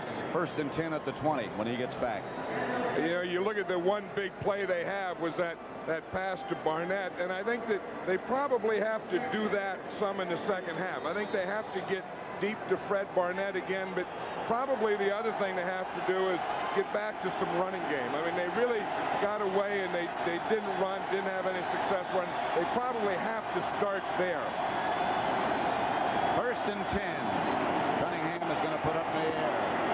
Pass complete to Calvin Williams as he steps out of bounds after a gain of 6. If you look at Randall Cunningham's passing by distance under 10, he was 4 out of 6, and then he was 0 for 2, 0 for 1, 0 for 3, going up to 40 yards. And then, of course, he threw the one big touchdown pass, the perfect throw to Fred Barnett that gave him their one score. 6 out of 16 for Cunningham. But I still think that deep one is there. I think that'll be there again somewhere in the second half. Byers on the move. They give to Sherman. Sherman's close to a first down. A gain of 3. Sam Mills made the stop. Yeah, part of it was that they didn't have any sacks, but they still did pressure Randall Cunningham. You see, they hurried him 6 times. They knocked him down twice, and they batted 4 balls down. I mean, that's the thing. I've always felt that a quarterback has to find the lane to run in. You know that when he's going to scramble. But he also is responsible to find a lane to throw in. Sherman got the first down right at the 30. So it's 1st and 10. Walker. He got perhaps 2. Ricky Jackson brought him down. Remember in that first game, the first game of the regular season, which the Eagles won, Walker had over 100 yards. And when we were talking to all the Saint players yesterday, and talking about defense and what they had to do, they said we have to stop Herschel Walker. They went into the first game, and again, it was the first game of the season, and they said they didn't have enough respect for Herschel Walker, and he ran over him. He said they're not going to let him do it again this game. And the Eagles really haven't even tried it. That's the only second time he carried the ball. Well, the Saints were saying we have to make him take a lot of short steps, beat the ground. Cunningham gets it over to Byers. A gain of 4, stopped by Keith Taylor. Another official went down. This is a tough day. I mean, when the intensity level goes up, there's some hitting out there. Good day for hitting. It doesn't make any difference who gets it. Whoa, that's a tough one. I mean, we saw ones where the official went in head first and got cut. And we see an official get leg whipped. It's tough out there. They're shooting live bullets today. Well, you can't just have one official on the All-Madden team. No, those guys are taking them. I mean, they're taking them from the front, going in head first, taking whiplashes and everything. Whipsaw. Cunningham gets it to Roy Green. And Roy Green out of bounds at just about midfield. Roy Green has played in this league 14 years, and Seth Joyner was saying, and he and Reggie White were talking last night, that this may be Roy Green's last year. And you talk about winning a championship and a Super Bowl, and you think of guys like that have never been in one, played a whole career, and you can talk about they do it for money and they do it for all this, but when you get to this part of the season, you do it for a Super Bowl, you do it for a ring, you do it for a championship. That's what it's all about. It's not about money now. And you do it for each other. Here's Cunningham, chased out of the pocket. Pass is caught by Calvin Williams. Acrobatic throw and an acrobatic catch. Now that's what hands are all about. I mean, there was no body used in that. Calvin Williams did nothing but catch that ball, just pluck it out of the air with his hands. Watch this, the ball is going to be up high. He just goes up and boom, he caught that ball in the middle. Half the ball went through his hand. Toy Cook tried to rake it out of his hands. Good hands are hands working together, but to have good hands, you also have to have strong hands. First and 10 at the St. 36. Sherman. Heath Sherman. First down. A gain of 11. Stopped by Vaughn Johnson.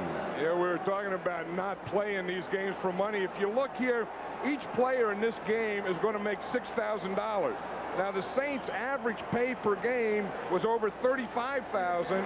The Eagles' average pay was over $29,000. So every player is taking a pay cut to play here. Now, I know no one doesn't feel, you don't feel sorry for him, but everyone says that, well, for that kind of money, I'd do it too. But this is about championships. This is about going on. This is about not being eliminated. It's about what's down the road, as you say. Fires in motion again. The handoff is to Sherman, hit at the line of scrimmage by Vaughn Johnson. No gain.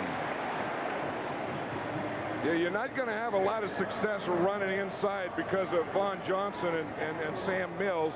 The Eagles did have a little success kind of getting outside that play before with Heath Sherman.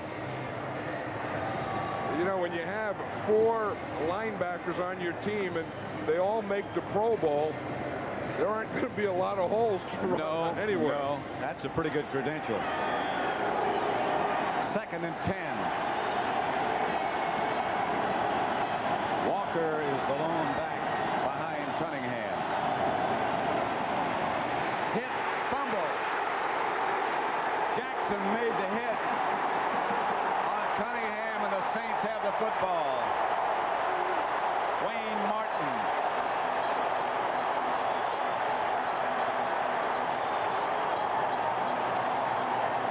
Jackson's going to come from up the top of the screen. He goes right by Antone Davis, and he puts the hit, the strip, and everything on Randall Cunningham. He did speed, and then he hit him with power. Just too quick for Antone Davis. Saints take over.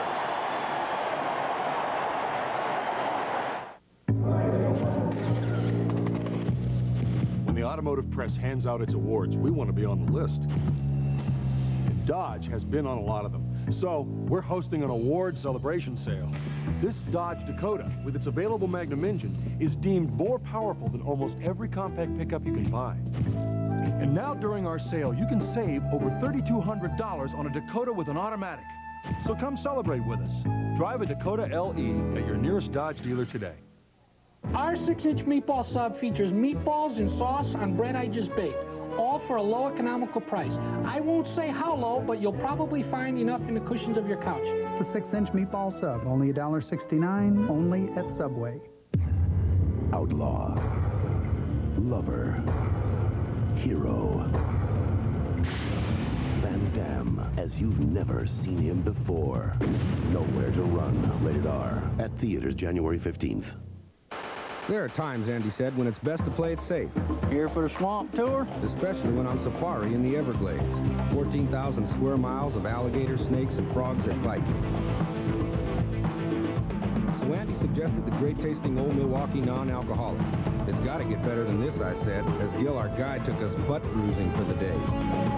Good thing for a cold Old Mill NA, there's enough exhilaration already in the Everglades. And hey, you don't want to end up as gator bait. Ricky Jackson comes from Cunningham's onside, but he never sees him. What? He's looking down the middle to the left. He doesn't see Jackson at all. Jackson hits both shoulders, and the impact of that hit just knocked the ball out of Randall Cunningham's hands. Usually, when a guy comes to your face, you see him. Cunningham was looking the other way. Ricky Jackson, well, you can't say enough good things about him. To me, he's the best of all of them. Here's Hebert. Dunbar. Out of bounds at the Philadelphia 32 by John Booty. Vaughn Dunbar. And again, Bobby Hebert's playing the game of his life because he doesn't have perfect pass protection today. They're covering there, they're nicking away at him, but he's able to find the open guy, get the ball out of there before they get there, get it to him, and then his guys are able to catch the ball, get open, and then make runs like this after they catch it. Dunbar, their first-round draft choice, a guy they were a little bit disappointed in, but not today. Well, and again, if Dalton Hilliard doesn't get hurt, maybe Dunbar doesn't play as much as he is. Yeah, that's right. You just think back to yesterday in the Redskin victory. And the heroes of that game. Dunbar takes it outside. Flag on the play. Seth Joyner. This has got to be a face mask. Well, the fans know it. The fans are calling it. They're going crazy here. They saw that. They didn't have to wait for the official to say it. They saw Seth Joyner put his hand right there in Dunbar's face mask. No first down. And I think they could have got a double shot there. First down, Saints.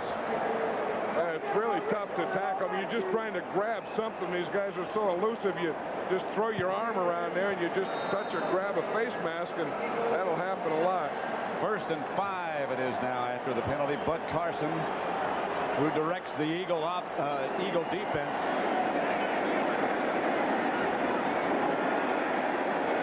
Greg Hayward now is the running back for the Saints. And he gets the carry. Clyde Simmons stopped Ironhead after he picked up 2. You want to see something about that play that is interesting? You have run blitzes, and you're going to blitz in here. And when you do that, Bud Carson makes a good call. But when you have Ironhead Hayward, you can run right into a run blitz and still make yardage. When they call the run blitz, that's the perfect call. And when they blitz in the hole you're running, you shouldn't make any yardage. But when you have Ironhead Hayward, Bud Carson's looking and saying, what the heck do I have to do? I call a run blitz, and I go into the hole, and they still make it. 2nd and 3. Dunbar's back. And he gets the carry, and Dunbar close to a first down, not quite. Clyde Simmons again on the bottom of the pile. Yeah, we saw Bud Carson down there. He's doing everything he can to stop this one, because if they don't stop him now, they're down 17-7. They know that they can be put away right here. And that clock is still running at 7:40 left in the 3rd quarter. This is a big 3rd down here. They would like to make them settle for a field goal here. 3rd, about a half yard they need. With a guy like Ironhead in the backfield as a blocker or runner, here he's in a position to be a lead blocker. It's hard to stop him for less than a yard. Dunbar is deep. And Hebert gets to him. Close to the first down, I don't know. Very close. Ken Rose and William Frizzell made the stop. They mark it back where I don't think he got it now. And here comes Anderson. Yeah, that was a big defense for the Philadelphia Eagles. They had to do that. You see, Ironhead leads out here, but the penetration inside hurt him. You see, his own guy got knocked into him. I think Chris Port gets knocked out, and the center gets knocked out. You see the guard pulling Port, number 70. You see, he pulls, and as he pulls, he gets knocked back. He gets knocked back into Ironhead. So Anderson will have a go at it from 42 yards away. Perfect.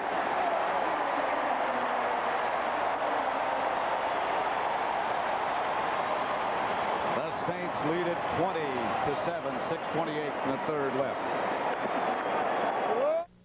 You always talk about a dominant defensive player. What is the dominant defensive player? Watch Reggie White on that.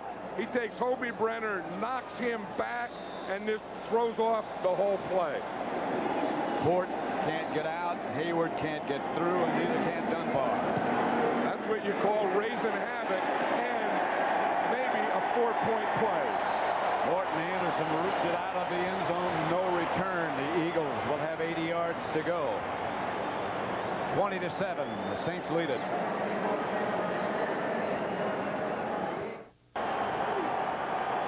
Superdome in New Orleans, the NFC wild card game between the Saints and the Eagles, led by New Orleans 20-7.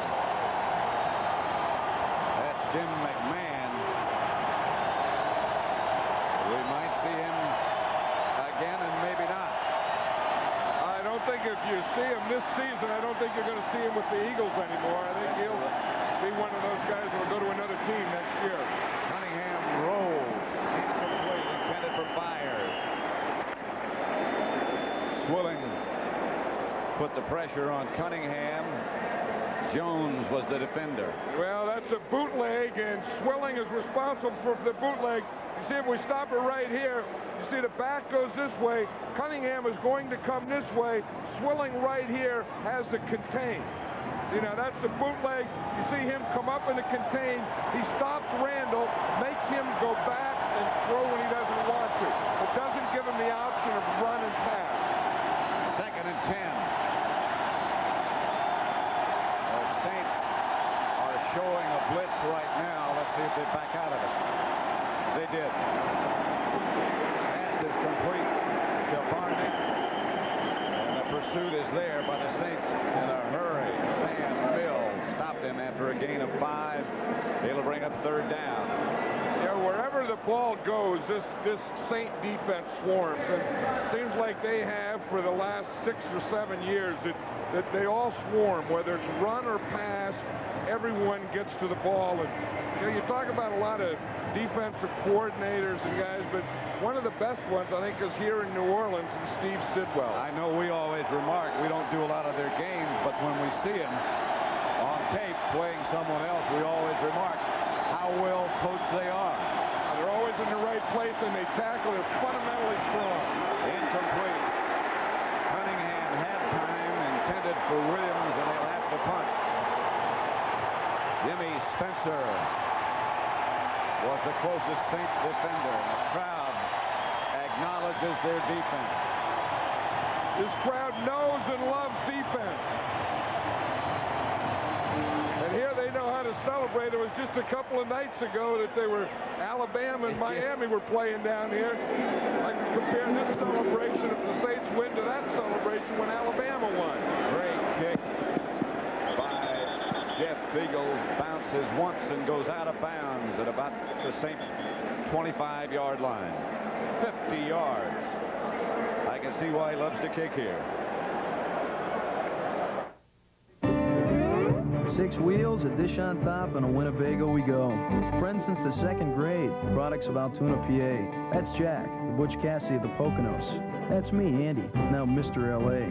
The bold to go where no man has gone before. That's Jack's motto. I say if you can't get there by car, you have no reason being there. Well, here's to new faces and places you don't see in L.A. But I still say if you got a cold old mill and a view that fits on a 12-inch screen, it doesn't get any better than this. When the automotive press hands out its awards, we want to be on the list. And Dodge has been on a lot of them. So we're hosting an award celebration sale. This Dodge Dakota, with its available Magnum engine, is deemed more powerful than almost every compact pickup you can buy. And now during our sale, you can save over $3,200 on a Dakota with an automatic. So come celebrate with us. Drive a Dakota LE at your nearest Dodge dealer today. What do you get at McDonald's today? You get value in my restaurant. I mean, with 5 burgers each under $1, we're trying to give people a break every day. You get new tastes. Come on. You're talking... Thanks, guys. That was great. The surface of a strange, distant planet? No, 2 tantalizing McDonald's Big Mac sandwiches. Now get them both for just $2. What you want is what you get at McDonald's today. Deep in a remote jungle? Nope. 2 Big Macs for $2. You mean you forgot already?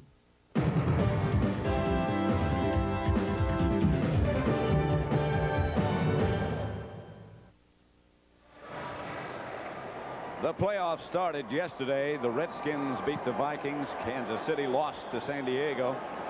So they advance. Earlier today, 41-38 Buffalo. And then John and I will be at Candlestick next week, Saturday at 3:30 Eastern Time, as those Redskins, unpredictable, play the San Francisco 49ers, who many believe are the best team in pro football. I think if you had to pick the teams going into the playoffs, the best team, I think it would be unanimous for 49ers. Hebert throws the interception to Eric Allen. Clyde Simmons put the heat on Hebert. And after a timeout, first down, they're trying to take a shot. They go the play pass. Again, Eric Allen has good coverage back there. Hebert looked to his right. I think he was just trying to look it off. Then he had to throw it because Simmons was there, and he threw it right to Eric Allen. That'll take a little off the ball when you get hit as you're throwing it, sometimes just enough to make an interception.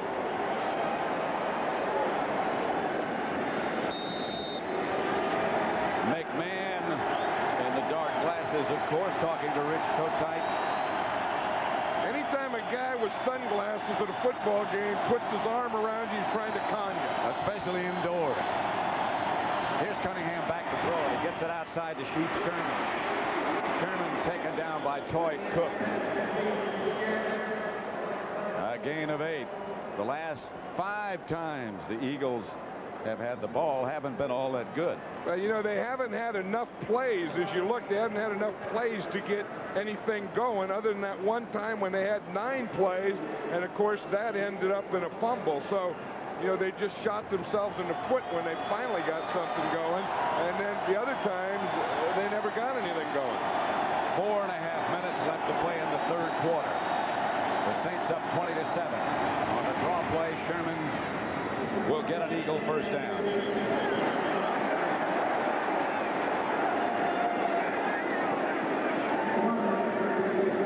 I'll tell you, once you get cut, I've always found out in life, and once you get cut, then you want to finish it quick. You'll jump into anything. You ever notice that? I mean, the first time before a guy gets cut, then he doesn't jump into things. But once you get cut, boom, you're right in there on anything. Got some blood on the hat? I I know it. I know it. He got the whole thing. Blood on the hat. He has an attitude now. I think he even has a black eye. Oh, he's got to make the team. Yeah. He's cutting it out. Cunningham back to throw it. Complete to Byers up the middle. Stopped by Mills and Ricky Jackson. Now, this must be 1993. I mean, they got stuff. They never had anything like this when I was coaching, Pat. I have no idea. I mean, they got stuff coming out of here. They got stuff coming out of here. They're looking at stuff over there. And then they write stuff on them and then send them. Somebody wants his autograph. Look at that. Then they staple them. Even a paper clip. That's about the only thing they had. That's unbelievable. 1993. We just had a piece of chalk and a blackboard. This is Heath Sherman, and he'll get an Eagle first down. The ball came loose after he was down, but that's a first. And the guy delivers them right to the coaches. Then he runs back to get another batch. Another batch of paper. Look at that group. There's 5 guys to do that. They got extra paper. They got monitors. They got stuff. Look at this. You put something in and stuff comes out. If you didn't have that machine, that could be a domino game somewhere in the park. It just winds up behind the bench and players don't even look at it. First and 10. Here's Cunningham back to throw it. Outside to Heath Sherman. Got away from one tackler. Bangs his way down inside the 25 to about the 22-yard line. A gain of 16. Gene Atkins knocked him out of bounds. Yeah, the Eagles are having success not working inside, but working outside the ends now, whether on the pass, a quick pass like this to Heath Sherman, or the run outside to Heath Sherman. I think they started off trying to run inside, but getting their backs outside, they're having some success with now. Sherman out of the game, and it looks like he might be hurt just a bit. Herschel Walker's replaced him. Maybe just the wind knocked out of him. That's Byers in motion. Walker hit behind the line, or right at the line of scrimmage by Vaughn Johnson. Not much. Yeah, you see Vaughn Johnson, Sam Mills in there. Sam Mills was saying yesterday, so what you try and do with Herschel is when he comes in that hole, get him to beat his feet. You know, in other words, instead of going forwards or going side, just kind of run in place, beat your feet. And if you get in there quickly, well, that'll make you beat your feet. There are those 4 Pro Bowl selections. Walker still the lone back. He has 3 carries for 3 yards. Barnett goes in motion this time. And Cunningham back to throw. Incomplete. Calvin Williams had to dive back and couldn't hang on. You know, Richie Kotite is one of those head coaches that calls his own plays. You know, most teams have an offensive coordinator that calls plays. Richie Kotite, the head coach, calls his own plays, as does Joe Gibbs of the Washington Redskins. 3rd and long. About 11. This is when the Eagles like this shotgun. I think Randall Cunningham feels more comfortable in this formation than any other. Handoff, a big handoff is to Heath Sherman. Cunningham under pressure, fires. That's going to be incomplete, intended for Heath Sherman. Frank Warren put the heat, along with Wayne Martin, on Cunningham. Now they know that on 3rd down and long, you're not going to go for the fake. You see those 4 guys are coming up in pass rush. Although Swilling came off, he came off with Herschel Walker down here in the bottom. That helped him more than the fake. Roger Ruzek in to try the field goal with Beagles holding just outside the 40. Just outside the 30, add the 10 to the goalpost. 40-yard field goal is good. With just over a minute left to play in the 3rd quarter, it's 20-10. Saints lead. Oh, John, they talk about the level of intensity in the playoff. Look at this. We had a referee get hurt. Now the coach. Yeah, when you have to tape up a referee and the head coach in the same game, you know that the intensity level has risen. you know that you're in a playoff. You know that there's no tomorrow and all those things. Richie Kotite, though, is a guy that's been taped up before. You know, when he was in college, he was a heavyweight champion. In fact, he sparred when he was down at Miami. He sparred with Muhammad Ali. But he said, I never hit him. Well, yeah, and he probably never took too many hits either. That was probably one of those shadow boxing things. Bruzek's kickoff is high and deep. It's going to be Dunbar. Deep in the end zone, deep enough to down it. And so the Saints will start from their own 20. You know, an interesting thing, talking about boxing and Richie Kotite, when he arrived here in New Orleans last night, he had a phone message from Willie Pastrana. Remember that name? The old fighter, yeah. And I guess Willie Pastrana was down here, and he said he used to train in the same gym with Muhammad Ali, Angelo Dundee, Rich Kotite, and Willie Pastrana. Stillman's gym? Yeah, oh, you can't beat those places. No. You talk about smells. Those are some of the great smells in life. A good old boxing gym. The other one is down there in a football field. Yeah, I mean, you can't beat that. That's what it's all about. Then, you know, winners stay, winners go on, losers go home. You can't beat it. Hayward is the lone setback. Hebert, of course, still the quarterback. 1st and 10. At the 20, the handoff to Ironhead. Maybe 3 yards. Byron Evans made the stop. You just sort of, at least I do, John, get the sensation that the Eagles' level of intensity is rising and the Saints might be leveling off a little bit. Well, I think what you have with the Eagles, it's probably intensity that is driven by urgency. And you get to a point that, you know, when time starts running out on you, you know, it's darn near the end of the 3rd quarter. There's only one more quarter to get 10 points. So urgency starts coming in there. Intensity driven by urgency means that you better get something done. That means there's a heck of a lot of adrenaline coming from somewhere.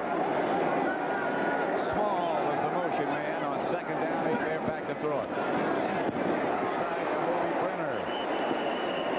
Almost a shot at an interception by Mark McMillan.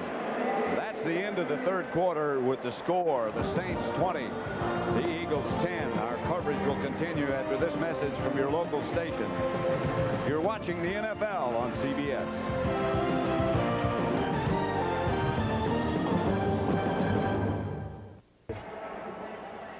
Watch this and how close this was. Hobie Brenner catches this ball, but watch Mark McMillan. He thought that he had the ball in the interception.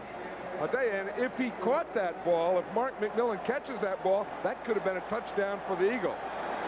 That's about as close as a reception can get. 3rd and short, big play here. They're all big. What am I talking about?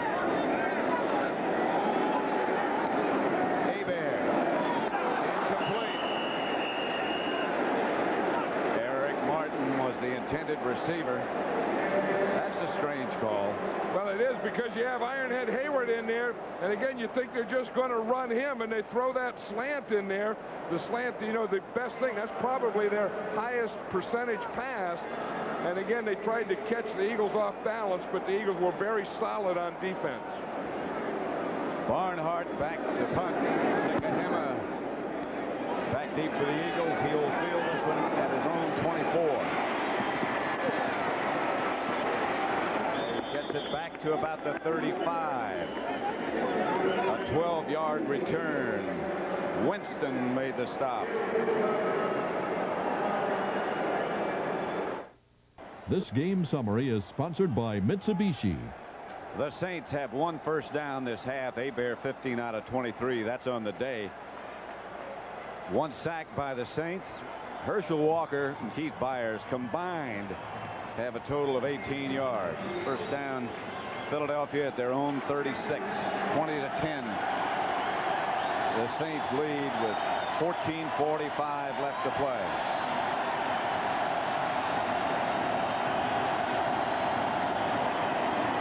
Good protection for Cunningham this time.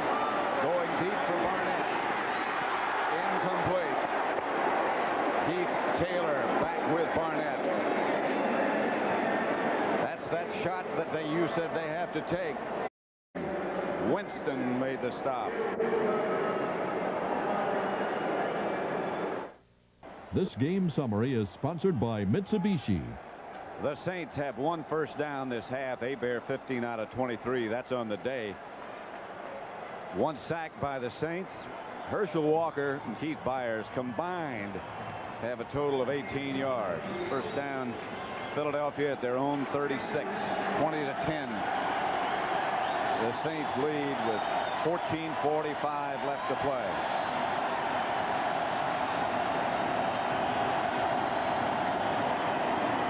Good protection for Cunningham this time. Going deep for Barnett. Incomplete. Keith Taylor back with Barnett.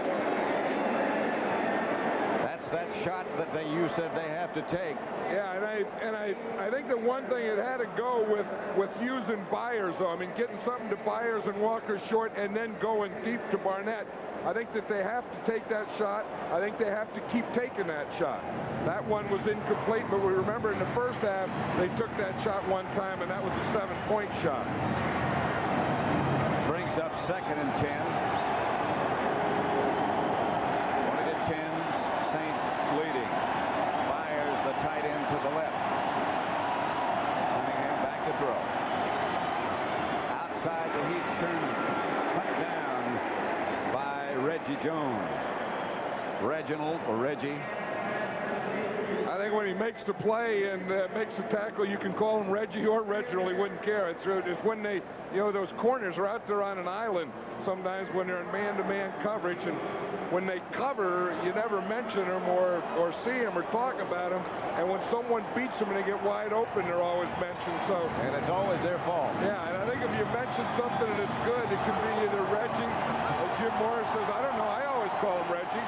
Jim Morris' son, Jimmy Mora, is the defensive backfield coach. He calls him Reggie. And on the program, it's listed as Reginald. They need 5 for a first. They'll have that. Calvin Williams right at midfield. 8-yard pickups.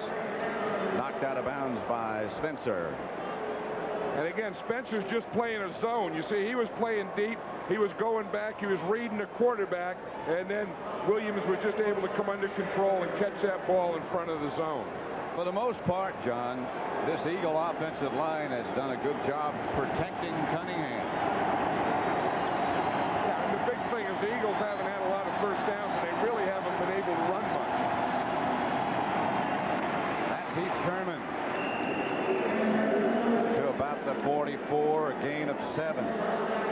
Sam Mills made the stop. Yeah, this is what Heath Sherman was talking about last night, about having vision in the hole. See, with his head up, now with his head up, he was able to see that. He was able to see that linebacker, Ricky Jackson, coming hard from that outside and make a stop. Had he had his head down, he would have had a heck of a collision with Ricky Jackson. 2nd and 3, Sherman's the lone setback. Heath Sherman stopped short of a first down. It'll bring up 3rd and about 2. Clock running less than 13 minutes now. 10-point lead for the New Orleans Saints. You know, an interesting play that really stopped the New Orleans Saint momentum and gave it to the Eagles was Reggie White's play when it was 3rd down, when the Eagles, had that 3rd down in defense. The Saints were going in. They needed a foot or so, and Reggie stopped them.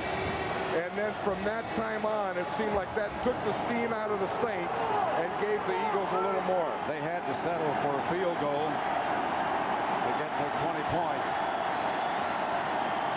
They need a couple of yards for a first down. Cunningham retreats. Byers will have the Eagle first down at the 35, a gain of 7, stopped by Cedric Mack. Yeah, one thing about the Eagles, they're a funny team. Sometimes, they'll go for a first half, they won't do anything, and then they'll come back and have a big second half. Or they'll go for 3 quarters and then come back in the 4th quarter. Somewhere they have to get into a rhythm. Then once they get into a rhythm, they can get a lot of points quickly. They're getting into that rhythm right now. 1st and 10 at the Saint 35. Cunningham with a silent count starts his man in motion. Fake. Gonna roll. Goes behind Byers. Swilling might have tipped it. Yeah, if we looked at that play, remember Here's Reggie White here, and watch how he's going to stack up. This was a third down play when the Saints had the ball. I think the Saints had the ball. They needed a first down. They had momentum, everything going. Reggie White piled up everything, made a great play, and they had to settle for a field goal. So that, to me, was a 4-point defensive play, and it also started to tip the scales. 2nd and 10. The Eagles at the Saints 35. 11 and a half minutes left to play. Cunningham. Flag on the play. Pass is incomplete and out of bounds, but a penalty marker down. Holding against the Eagles. I see a helmet down. There's a lot of stuff down. Ricky Jackson lost his helmet. There's a flag, the ball, everything was down there. Ricky Jackson lost some pieces to his helmet. There is a tough guy. I don't know how you measure it. And, you know, you tend to say a lot of players are tough guys. Number 78 of the offense, 10 yards, still 2nd down. Antone Davis, who was trying to block Ricky Jackson. And he probably did. And here's Antone Davis here. He's going to be blocking against Ricky Jackson. And you'll see Jackson coming. I guess he hit him to the head with that right hand, knocked his helmet off, and then hit him again after he knocked his helmet off.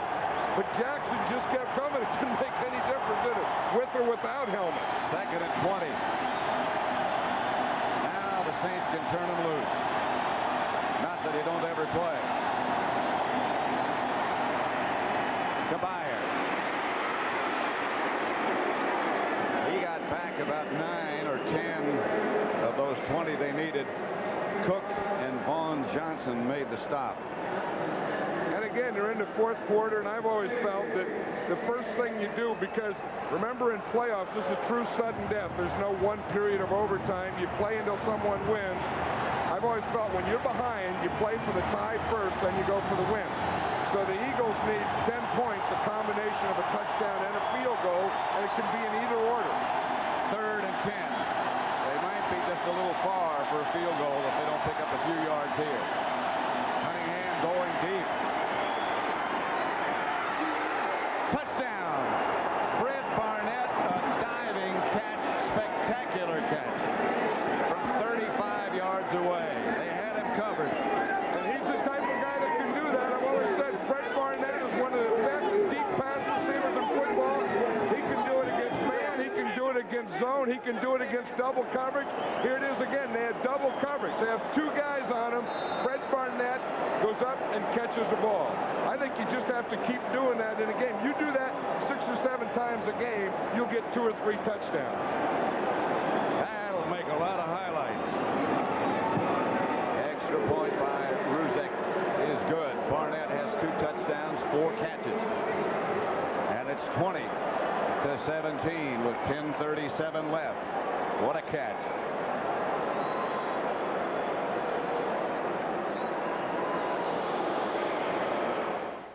CBS Sports coverage of the National Football Conference Wild Card game is sponsored by Mitsubishi. The word is getting around. Coors Light. The silver bullet is the right beer now. And by AT&T. The right choice.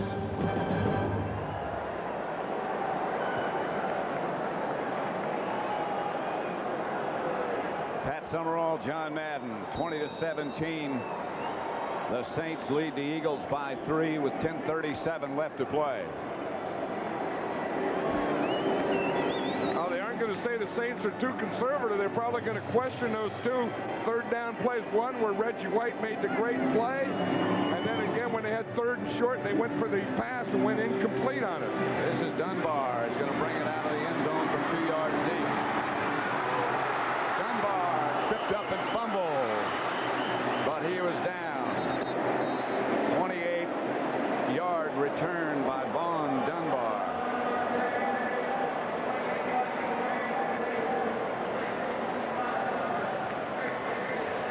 Let's watch the touchdown, Pat. Here's Fred Barnett. Here's Reggie Jones. Barnett gets inside him. Here's where the double is going to end up at the end. But again, Fred Barnett just out-jumps him. See how he gets inside Jones right there? Now it's a race. It's a foot race. The safety's coming over. They got him inside out. Fred Barnett just jumps up and out jumps him. And watch Randall Cunningham and the pressure that he had. Did he take a hit from Ricky Jackson? To get that ball that far, that's quite an effort. Hebert. Passes picked off right in the middle. Seth Joyner made the interception. Nobody was close. The Eagles will have it at the 20.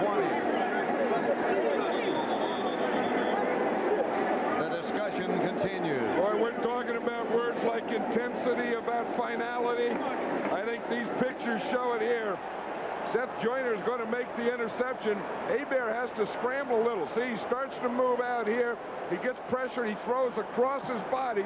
Watch the block that Golick is going to get on that. Number 90. Boy, did he deplete someone. You see right here, he's just throwing across his body. I don't think he saw anything on that play. Well, Seth Joyner was saying last night, in critical, crucial situations, the Saints looked to Eric Martin, and he was the only person that Hebert could have been looking at. And Seth Joyner says that he's going to be looking for Eric Martin. And he was. First down, Eagles. Sherman struggles for just a little bit. Couple of yards, maybe. Jim Wilkes and Vaughn Johnson. Jim Mora knew that he had this one under wraps. You know, he had everything going for him, and again, you go down to that third down play. And to me, that was the game turnaround when Reggie White made that play on short yardage. They had to kick the field goal. Then they had another third down, and they went for the pass. When you get incomplete. When you get this far, nothing is under wraps. 2nd and 8. I'll tell you, Bugs, you know, talk about the finality of it. For one of these teams, it's all going to be over. Here's Cunningham, flag on the play. It's out to Heath Sherman. He fumbles out of bounds. It'll still be the Eagles' ball, but let's see about the penalty. Atkins took him down. Here's a guy who's been busy. That's going to be against the Saints, I believe. There will be a discussion. Yeah, these teams have really gone after each other today. We knew that it was going to be a defensive struggle because both defenses are so good, but you just can't accept that. I mean, the offenses have to make something happen. In the first half, Bobby Hebert and the Saints did. 5 yards from the previous spot. Still second down. Here's 57 right there. That's who they have to be calling. Ricky Jackson, who's had a heck of a day today. You know, what happened is he went off on the snap. He went with the snap. The rest of the Eagle line didn't. Ricky Jackson wasn't offside. He went with the ball, but the Eagle line didn't go with the ball. That's only the second Saints penalty. A very crucial one. Second down now. Still second down and 3. That's Heath Sherman. Knocked backwards, still on his feet. And Sherman comes out of a stack of players and gets a first down. Gene Atkins finally put him down. A 4-yard pickup. Again, this is what the Saints do best, is play that inside run, make them force to the inside. What the Eagles want to do is run at their left side, run at Pat Swilling. Rich Kotite said there's not a lot of running there anyway, but if you're going to get a softer side, it'll be offensive to your left or their right defensive side. 1st and 10 Eagles. They're at the Saint 15, trailing by 3. Sherman nudges for short yardage. Wilkes made the stop on Heath Sherman. He has been doing a good job over there as Brian Baldinger, David Alexander, the center, Baldinger, the left guard, and Ron Heller. They've been getting movement over there. Baldinger's one of those guys. It seems like every team has a Baldinger on it. There's been 3 brothers that have been offensive line. Mike Shad is the normal starting left guard. He's been injured. Baldinger's come in. Every time I've seen him, this guy's played a heck of a game, including today. He's played every position in the offensive line. And he also played tight end. He's the only guy in the NFL that's done that. They need a guy like that. Byers from Cunningham, stopped by Reggie Jones. But Byers Sanders with that last little lunge got 6, and he's saying it should be up there instead of back here. Well, the Eagles are using Byers in motion a lot today. They're putting him in motion, throwing to him, putting him in motion, throwing him away from him, putting him in motion, running to him and run away from him, but always having him move the whole game. 3rd down, a little bit over a yard. You know, defense, everyone talks about defense, and this is where defense is tested. This is where if you're going to do it, if you're going to be defense, you need it now. 3rd down, Heath Sherman. He'll have the first down. He'll have the touchdown. From 6 yards out, the Eagles take the lead. And it's been that old bugaboo turnover that's done the Saints in through interception. And that 3rd down play by Reggie White. And the Eagles found some running, Pat. They found it over on that left side. They were looking for a soft spot. They found it. He's Sherman's speed, his quickness, his darting. Of course, I think Randall Cunningham loosened him up with that deep pass to Fred Barnett, though. Ruzek for the extra point. And good. Watch this left side of the Eagle offensive line. Baldinger, who I was just talking about, he got the best block, the block on Swilling. That was the one that freed him. And the Eagles lead 24-20. Next Sunday, the Dallas Cowboys will host the winner of today's game in our 2nd divisional playoff of the weekend, starting at 12 Eastern Time with the NFL Today. The playoffs return to Dallas for the first time since 1983, thanks in large part to Emmitt Smith, Troy Aikman, and Michael Irvin. They'll flex their muscles against today's winner next Sunday, right here on CBS.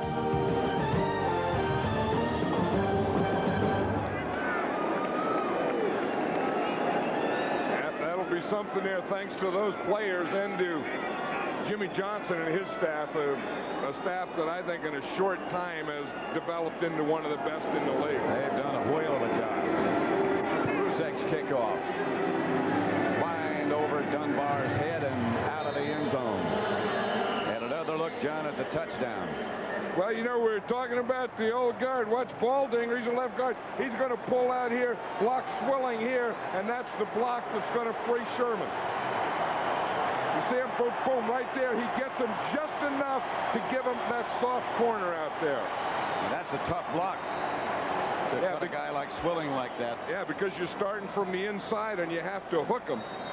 Usually you hook them from the outside or from head up. When you have to start inside, 2 men removed and get them, that's a good play. New Orleans' last 3 possessions have been 1 play followed by an interception, 3 plays and a punt, and 1 play and another interception. Hebert back to throw.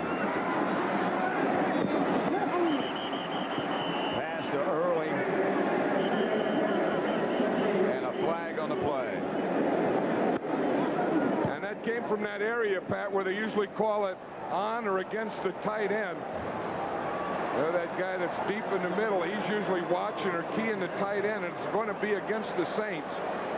So it's usually the tight end holding.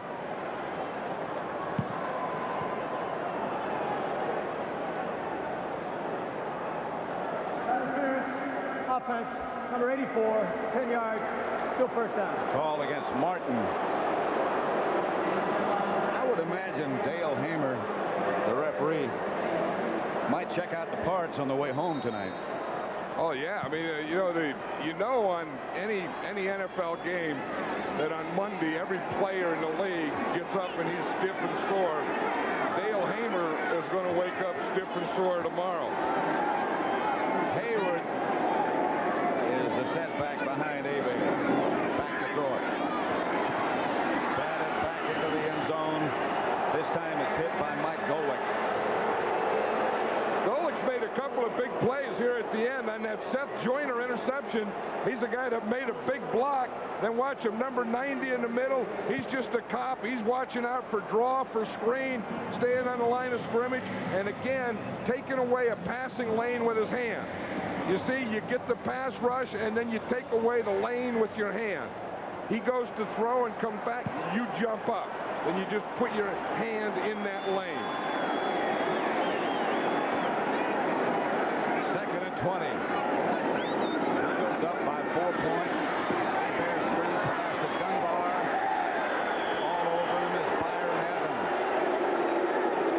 A loss of 4 yards. The pass was complete. And that was man-to-man. Evans is in perfect position. He's man-to-man all the way. You see 56? He's watching him all the way. Man-to-man. He's going to take him. And they just throw it out there to Dunbar, and there's Byron Evans. It's tough. You like to throw a screen or that loop when they're in zone, when they all drop off, not when they're man-to-man. Since that 3rd down play we were talking about, you were talking about, those are the total yards. The Eagles have gotten 95. The Saints with that loss -4. It's 3rd and 23 here now. That's why Reggie White is an impact player, and that goes all the way back to the first play in the 4th quarter. Blitz Hebert in the end zone. That could be a safety. That is a safety. Reggie White tripped Hebert in the end zone. He tried to lunge and get it out, couldn't make it. That's why they call them impact players. That's why they call them dominant players. Reggie White in the second half became a dominant player. Reggie White took over this game. That's the first sack by the Eagles today. And here's Reggie White out here. Let's just watch him. Again, he'll do it with power and he'll do it with speed. He starts into Stan Brock. That's his bull rush. You start in, you just get him going back. He just knocks old Stan Brock. See, once you get him lifted up, then you can knock him back. He just runs right over Stan Brock, and in the process, he runs right over Bobby Hebert. See, he's coming from Hebert's right, knocks Stan Brock down, runs over him, and knocks Hebert down for a 2-point safety. And then, the amazing thing about it, for an old defensive lineman, he even knows the signals for a safety. Well, Stan Brock was saying yesterday, what about Reggie White? Well, he's a man, as you said earlier. And Brock said it's like grabbing a bear with short arms. Yeah, like playing against a bear. He said once he gets on you, he says you can't block him. He said what you have to do is try and redirect him, take him the way he's going. You know, the officials out there whistling for the Saints team to come out. They wouldn't come out. There's the rules of a safety. 2 points to the defensive team. Then the Saints get a free kick from the 20-yard line, and they usually punt. That'll be by Barnhart. Jim Mora, he's done a whale of a job in New Orleans. He felt good, as he told you on Friday, about coming into this playoff game. But he said the Eagles are the best team we've faced in the playoffs. And he has a good team, and he's done a heck of a job of coaching, and they had everything going for him, and they just lost it. They lost the momentum, but the Eagles took it away from them, too. Second him out. Makes the free kick and gets it back to about the 38-yard line, where the Eagles will begin on offense. 26-20. The Eagles lead a 56-yard punt by Barnhart. See that? It looked like Randall Cunningham was trying to calm Rich Kotite down. Should be the opposite. Should be the old school coach calming the quarterback down. One thing about Randall Cunningham, everything didn't go his way early, but he did stay calm. The 2 long touchdown passes to Fred Barnett. And his composure have brought the Eagles back. And now if you have defense, you better bring it out now. Heath Sherman is the lone setback, and the Eagles give it to him, and he's got some room. Sherman gets an Eagle first down, a pickup of 12 yards. Toy Cook finally tripped him up. Boy, there's a guy who sort of was in the back seat for a while, Heath Sherman. But since they put him in the backfield with Walker, Walker's been quiet, but he hasn't. Yeah, and then they moved Byers to tight end, and that really changed this team around offensively. But to me, it's still Randall Cunningham and then the big play, Fred Barnett.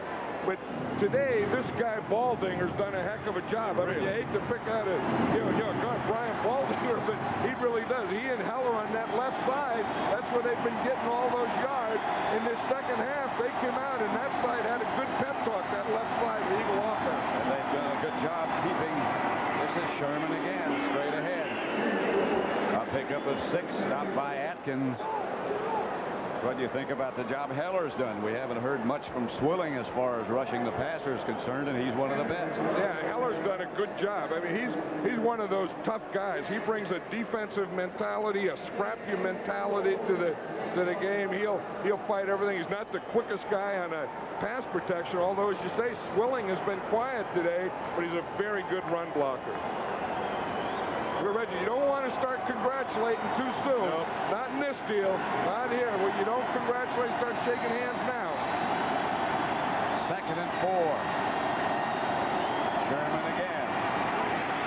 Away from Swilling. First down, Eagle. Out of bounds. Inside the 30 by Reggie Jones, but a gain of 16 for Heath Sherman. Everyone's yelling to Heath Sherman, stay in bounds, stay in bounds.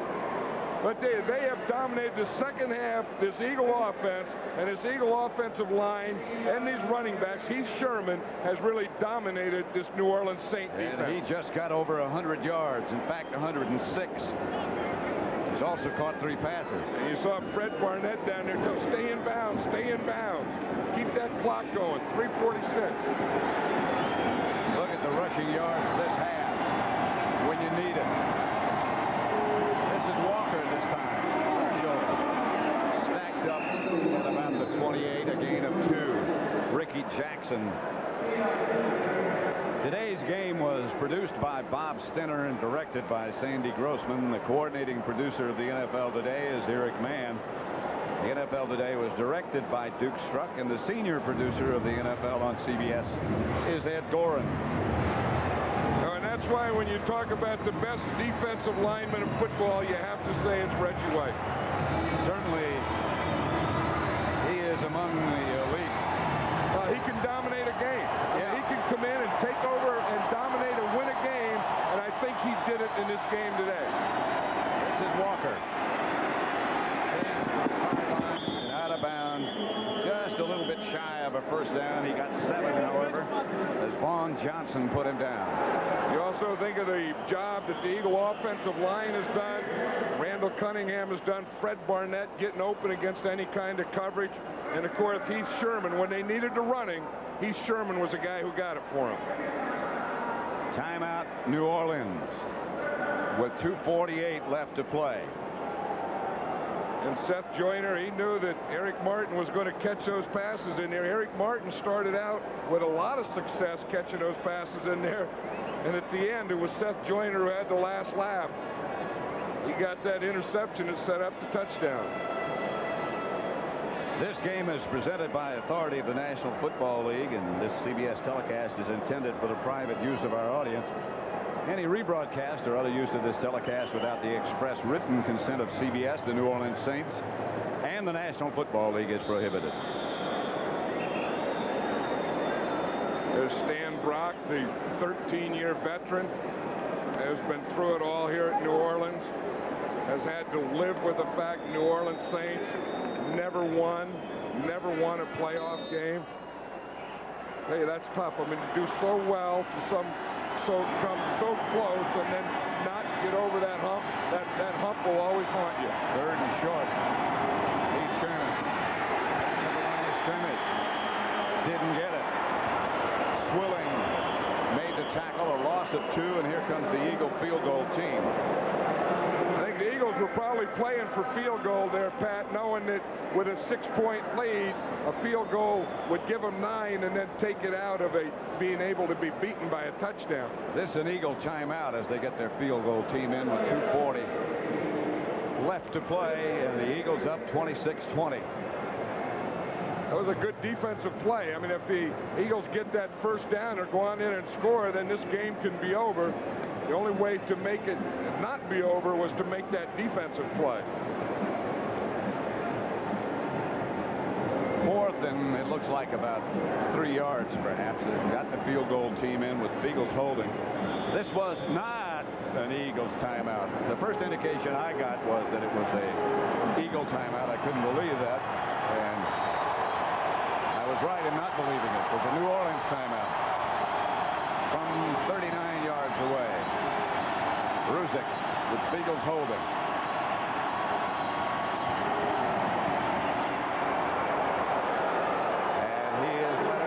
it's 29-20 with 2:36 left to play. And Jim Moore and Rich Kotite both realized how that changed the game, because right now the Eagles know that they can play defense to protect against 2 scores. Jim Moore realized when that one went through that now he needs 2 scores. Well, Kotite, well, let's look at the field goal first. Looked like he might have hit the ground first, and yeah, he did.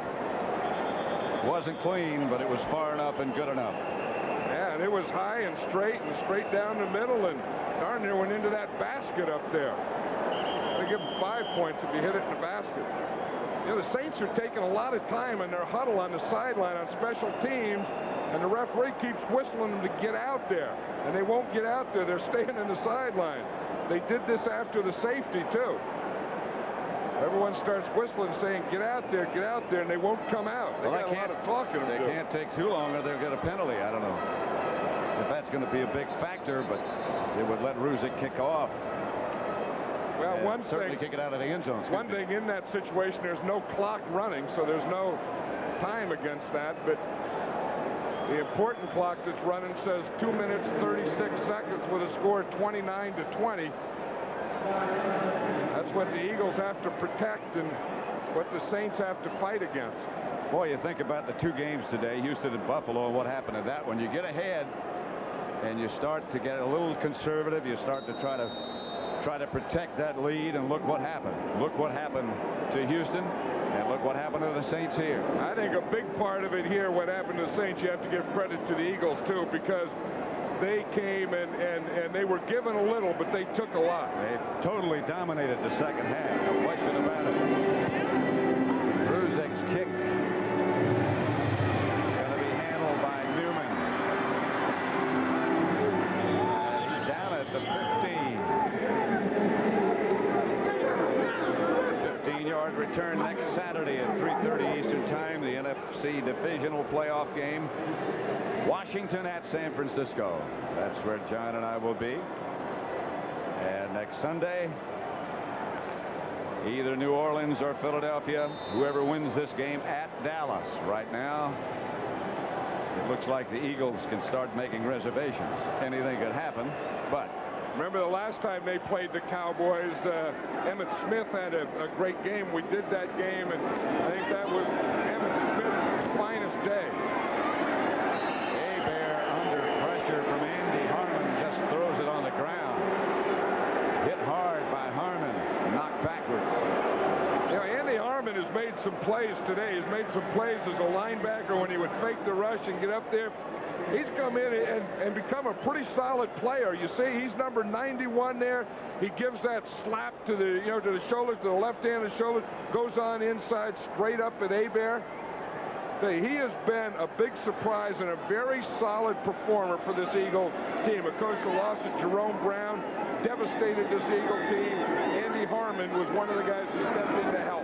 Here's Hebert back to throw. Picked off by Eric Allen. And get ready for Dallas. The Eagles, 35-20 now. 18-yard touchdown return by Eric Allen. Remember, it was Eric Allen that knocked down the pass in the end zone intended for Gary Clark when they got into the playoffs against the Redskins. This team here is going to have to live with the fact they've never won a playoff game. This one, it gets a monkey off their back. They hadn't won a playoff game since 1980. Reggie White was telling us last night that he has never been on a championship team in his life. At any level. Yeah, he couldn't even get a baseball or a basketball team in high school, but this one has a chance. Ruzick's extra point is good.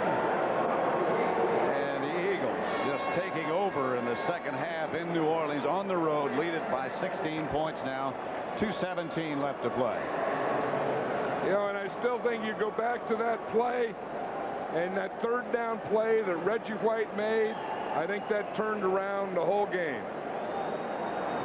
And again, the other guys had to do it. I mean, once Reggie helped it, the offense had to come and do it. The coaches and everyone had to do it. talk about the play, here it is. What happens is Reggie White's a third down play. He hits Hobie Brenner. That knocks off the guard pulling and the fullback leading, and they don't get the first down. I mean, just one man comes in there. Watch Reggie White, 92, knocks his guy back, knocks the guard back. That knocks the fullback off, and they don't get the first down. And they had to settle for the field goal. And that was the 4-point play. And then from that time on, it just seemed like the Eagle defense took over the game. The Eagle offense took over the game. And that was a turning point for the Eagles going up and the New Orleans Saints going down. Houston led earlier today, this in the AFC. Houston led 35-3 and lost 41-38. The Saints led 20-7. Now they're behind 36-20. And then someone's going to say in these playoffs, in 1993, when you get in the playoffs, you want to start off behind because then you'll win. Like that overthing. If a guy gains 100 yards, they win. A bunch of baloney. They won and they gained 100 yards. Well, they can say what they want to. It'll be a lot of highlights, but this Eagle outfit has done a good job. And that coach has done a good job. Boy. I mean, I think that Rich Kotite is probably the most underrated coach in the NFL. I mean, he wins his 10, 12 games, and no one even knows he's in the league. Of course, and Randall Cunningham is a relief guy, too. I mean, because he's been living with that stat that he's 0 for 3 in playoffs. He's not 0 for anymore. Not anymore. Kick after the penalty. They were called for roughing the kicker, so he kicked off from 10 yards closer, kicked it out of the end zone, and so the Saints will start at the 20. 2:13 left to play.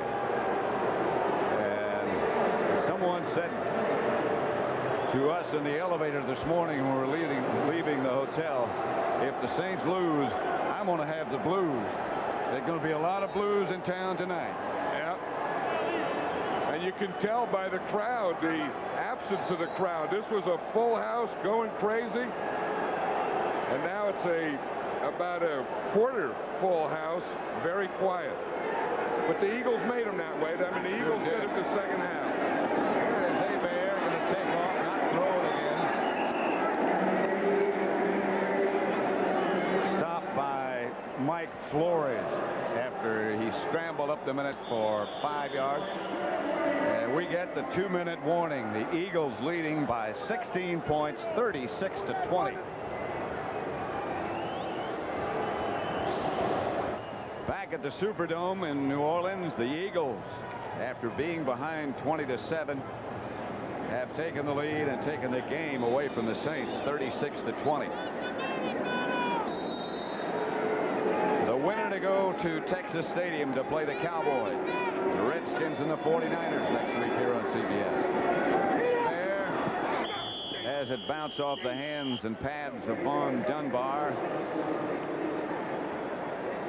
You know, you talk about Reggie White and the impact he's had and how good he's been, and certainly he has. But you ask any of the Eagles who's the best cornerback in the league, and they'll tell you it's Eric Allen. They say they have to play against him every day in practice. Yeah, and he is, and he's made some big plays for him. And the guy that I like is that other corner that is playing on the other side, is Mark McMillan. You know, he's only 5'6", 150 pounds, 160 pounds, and every guy on the team, every Eagle on the team will tell you that Mark McMillan is really a confident guy and a tough guy. When a guy weighs 160 pounds, he's playing in this league, he better be a tough guy. Yeah, he better be confident, too.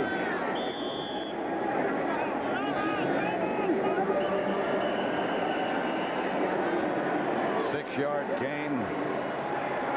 And the Saints take a timeout. And a reminder that tonight on 60 Minutes, on CBS begins with 60 Minutes. Can you work all week and wind up owing the boss $5 if you pick oranges for some big companies? You can tonight on 60 Minutes. That's followed by Murder, She Wrote. Then it's the CBS Sunday night movie, Casualties of Love, the Long Island Lolita story. Story of the highly publicized case of Amy Fisher, all tonight on CBS.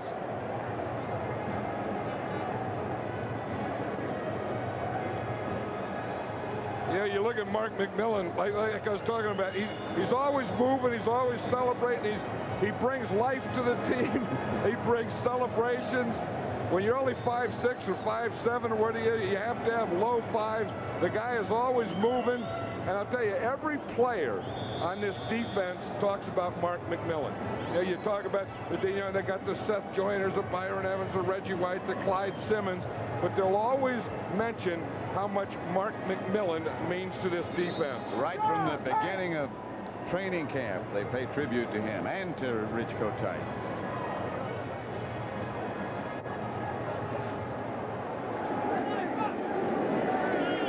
Saints first and 10 at their own 32. Hebert out of the shotgun.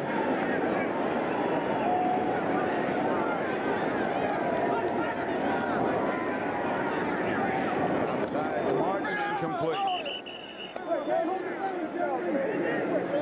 For those of you expecting to see 60 Minutes, you're still watching the NFL on CBS and the game between the Philadelphia Eagles and New Orleans Saints. I'm Pat Summerall along with John Madden. Our score here is 36-20 Philadelphia. The 60 Minutes will be seen in its entirety immediately following this game, except on the West Coast and the Mountain Time Zone. Well, those pictures tell you the story of what's going on. 2nd and 10.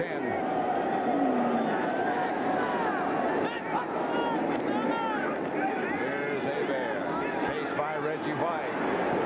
Finally pulls the trigger to early and gets out of bounds in front of the Eagle bench. The other scores as the playoffs continue. The Redskins over Minnesota. San Diego shut out Kansas City. They'll play Miami. Buffalo came back to beat Houston 41-38 in overtime. And a long second half for Jim Mora and his New Orleans Saints. You know, the interesting thing about the 4 teams left in the NFC, at the beginning of the year, everyone said the NFC East was the toughest division, and of the 4 teams left, 3 of them are from the NFC East. Right. Bud Carson did a wonderful job with this defense also. Well, you know, there was a couple times where it looked like they were bent over and were going to be broken, but they sure didn't break, and then they sprung back and took over this game. Hebert to Dunbar, stopped by Byron Evans. 6-yard pickup. A minute to go. That's why they like McMillan. You see him at the end of the game. He doesn't have much of a body, but whatever he has, he brings it up and just throws it in there. Well, he's got a lot of life. Yeah, he's a fun guy. I mean, he's a fun and spirit and life and all those things. Outside to Quinn Early. No more timeouts by Sikahema. Another one of those guys who never have experienced Super Bowl glory or playoff glory to any degree. This is Early. Out of bounds at about the 15. Otis Smith, the nearest defender next to him. 26 seconds left. Next Saturday, don't forget again, at 3:30 Eastern Time, it begins with the NFL today. The divisional playoff game between the Redskins and the 49ers. That's where John and I'll be. And the next Sunday, Philadelphia at Dallas. You know, and then when you get to the playoffs, and we talked about this, 12 teams go in, 11 of them are going to lose the last game they play that year, and one team's going to win the Super Bowl. The high of winning a playoff game is as high as it can get, and the low of losing a playoff game is as low as it can get, because it's one of those things that doesn't go away. You don't have next week. You can't by Wednesday say, well, we're getting ready for next week, or we'll get them next week. Next week isn't until training camp. And these guys have been at it. The finality, they've been going for this goal since last June in some cases. July, certainly. Hebert back to throw. Incomplete in the end zone, intended for Early. Booty was the Eagle defender. 36-20, Philadelphia leading. 20 seconds left. 20 seconds left in a season if you're a New Orleans Saint. I'll tell you one thing, the Eagles are still hitting here in the end zone. I mean, they're getting ready for next week. The Saints are getting ready to go home, and I would think 36-20 with 20 seconds left, I would just run the ball out. I mean, there's no need to prolong this thing anymore. cause either team to get an injured player on the last down. I'll just run it out. I doubt they'll do that. That's sensible. Bear across the middle. The margin. They have no timeout. Stopped by Eric Allen.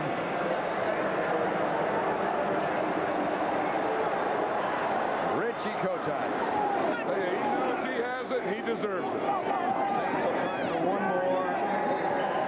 And the clock runs out. The Eagles, a powerful comeback. Defeat the New Orleans Saints in the NFC wildcard game by 16 points, 36-20. The Eagles did it the hard way. They were tough and they were strong in that second half. They win and advance.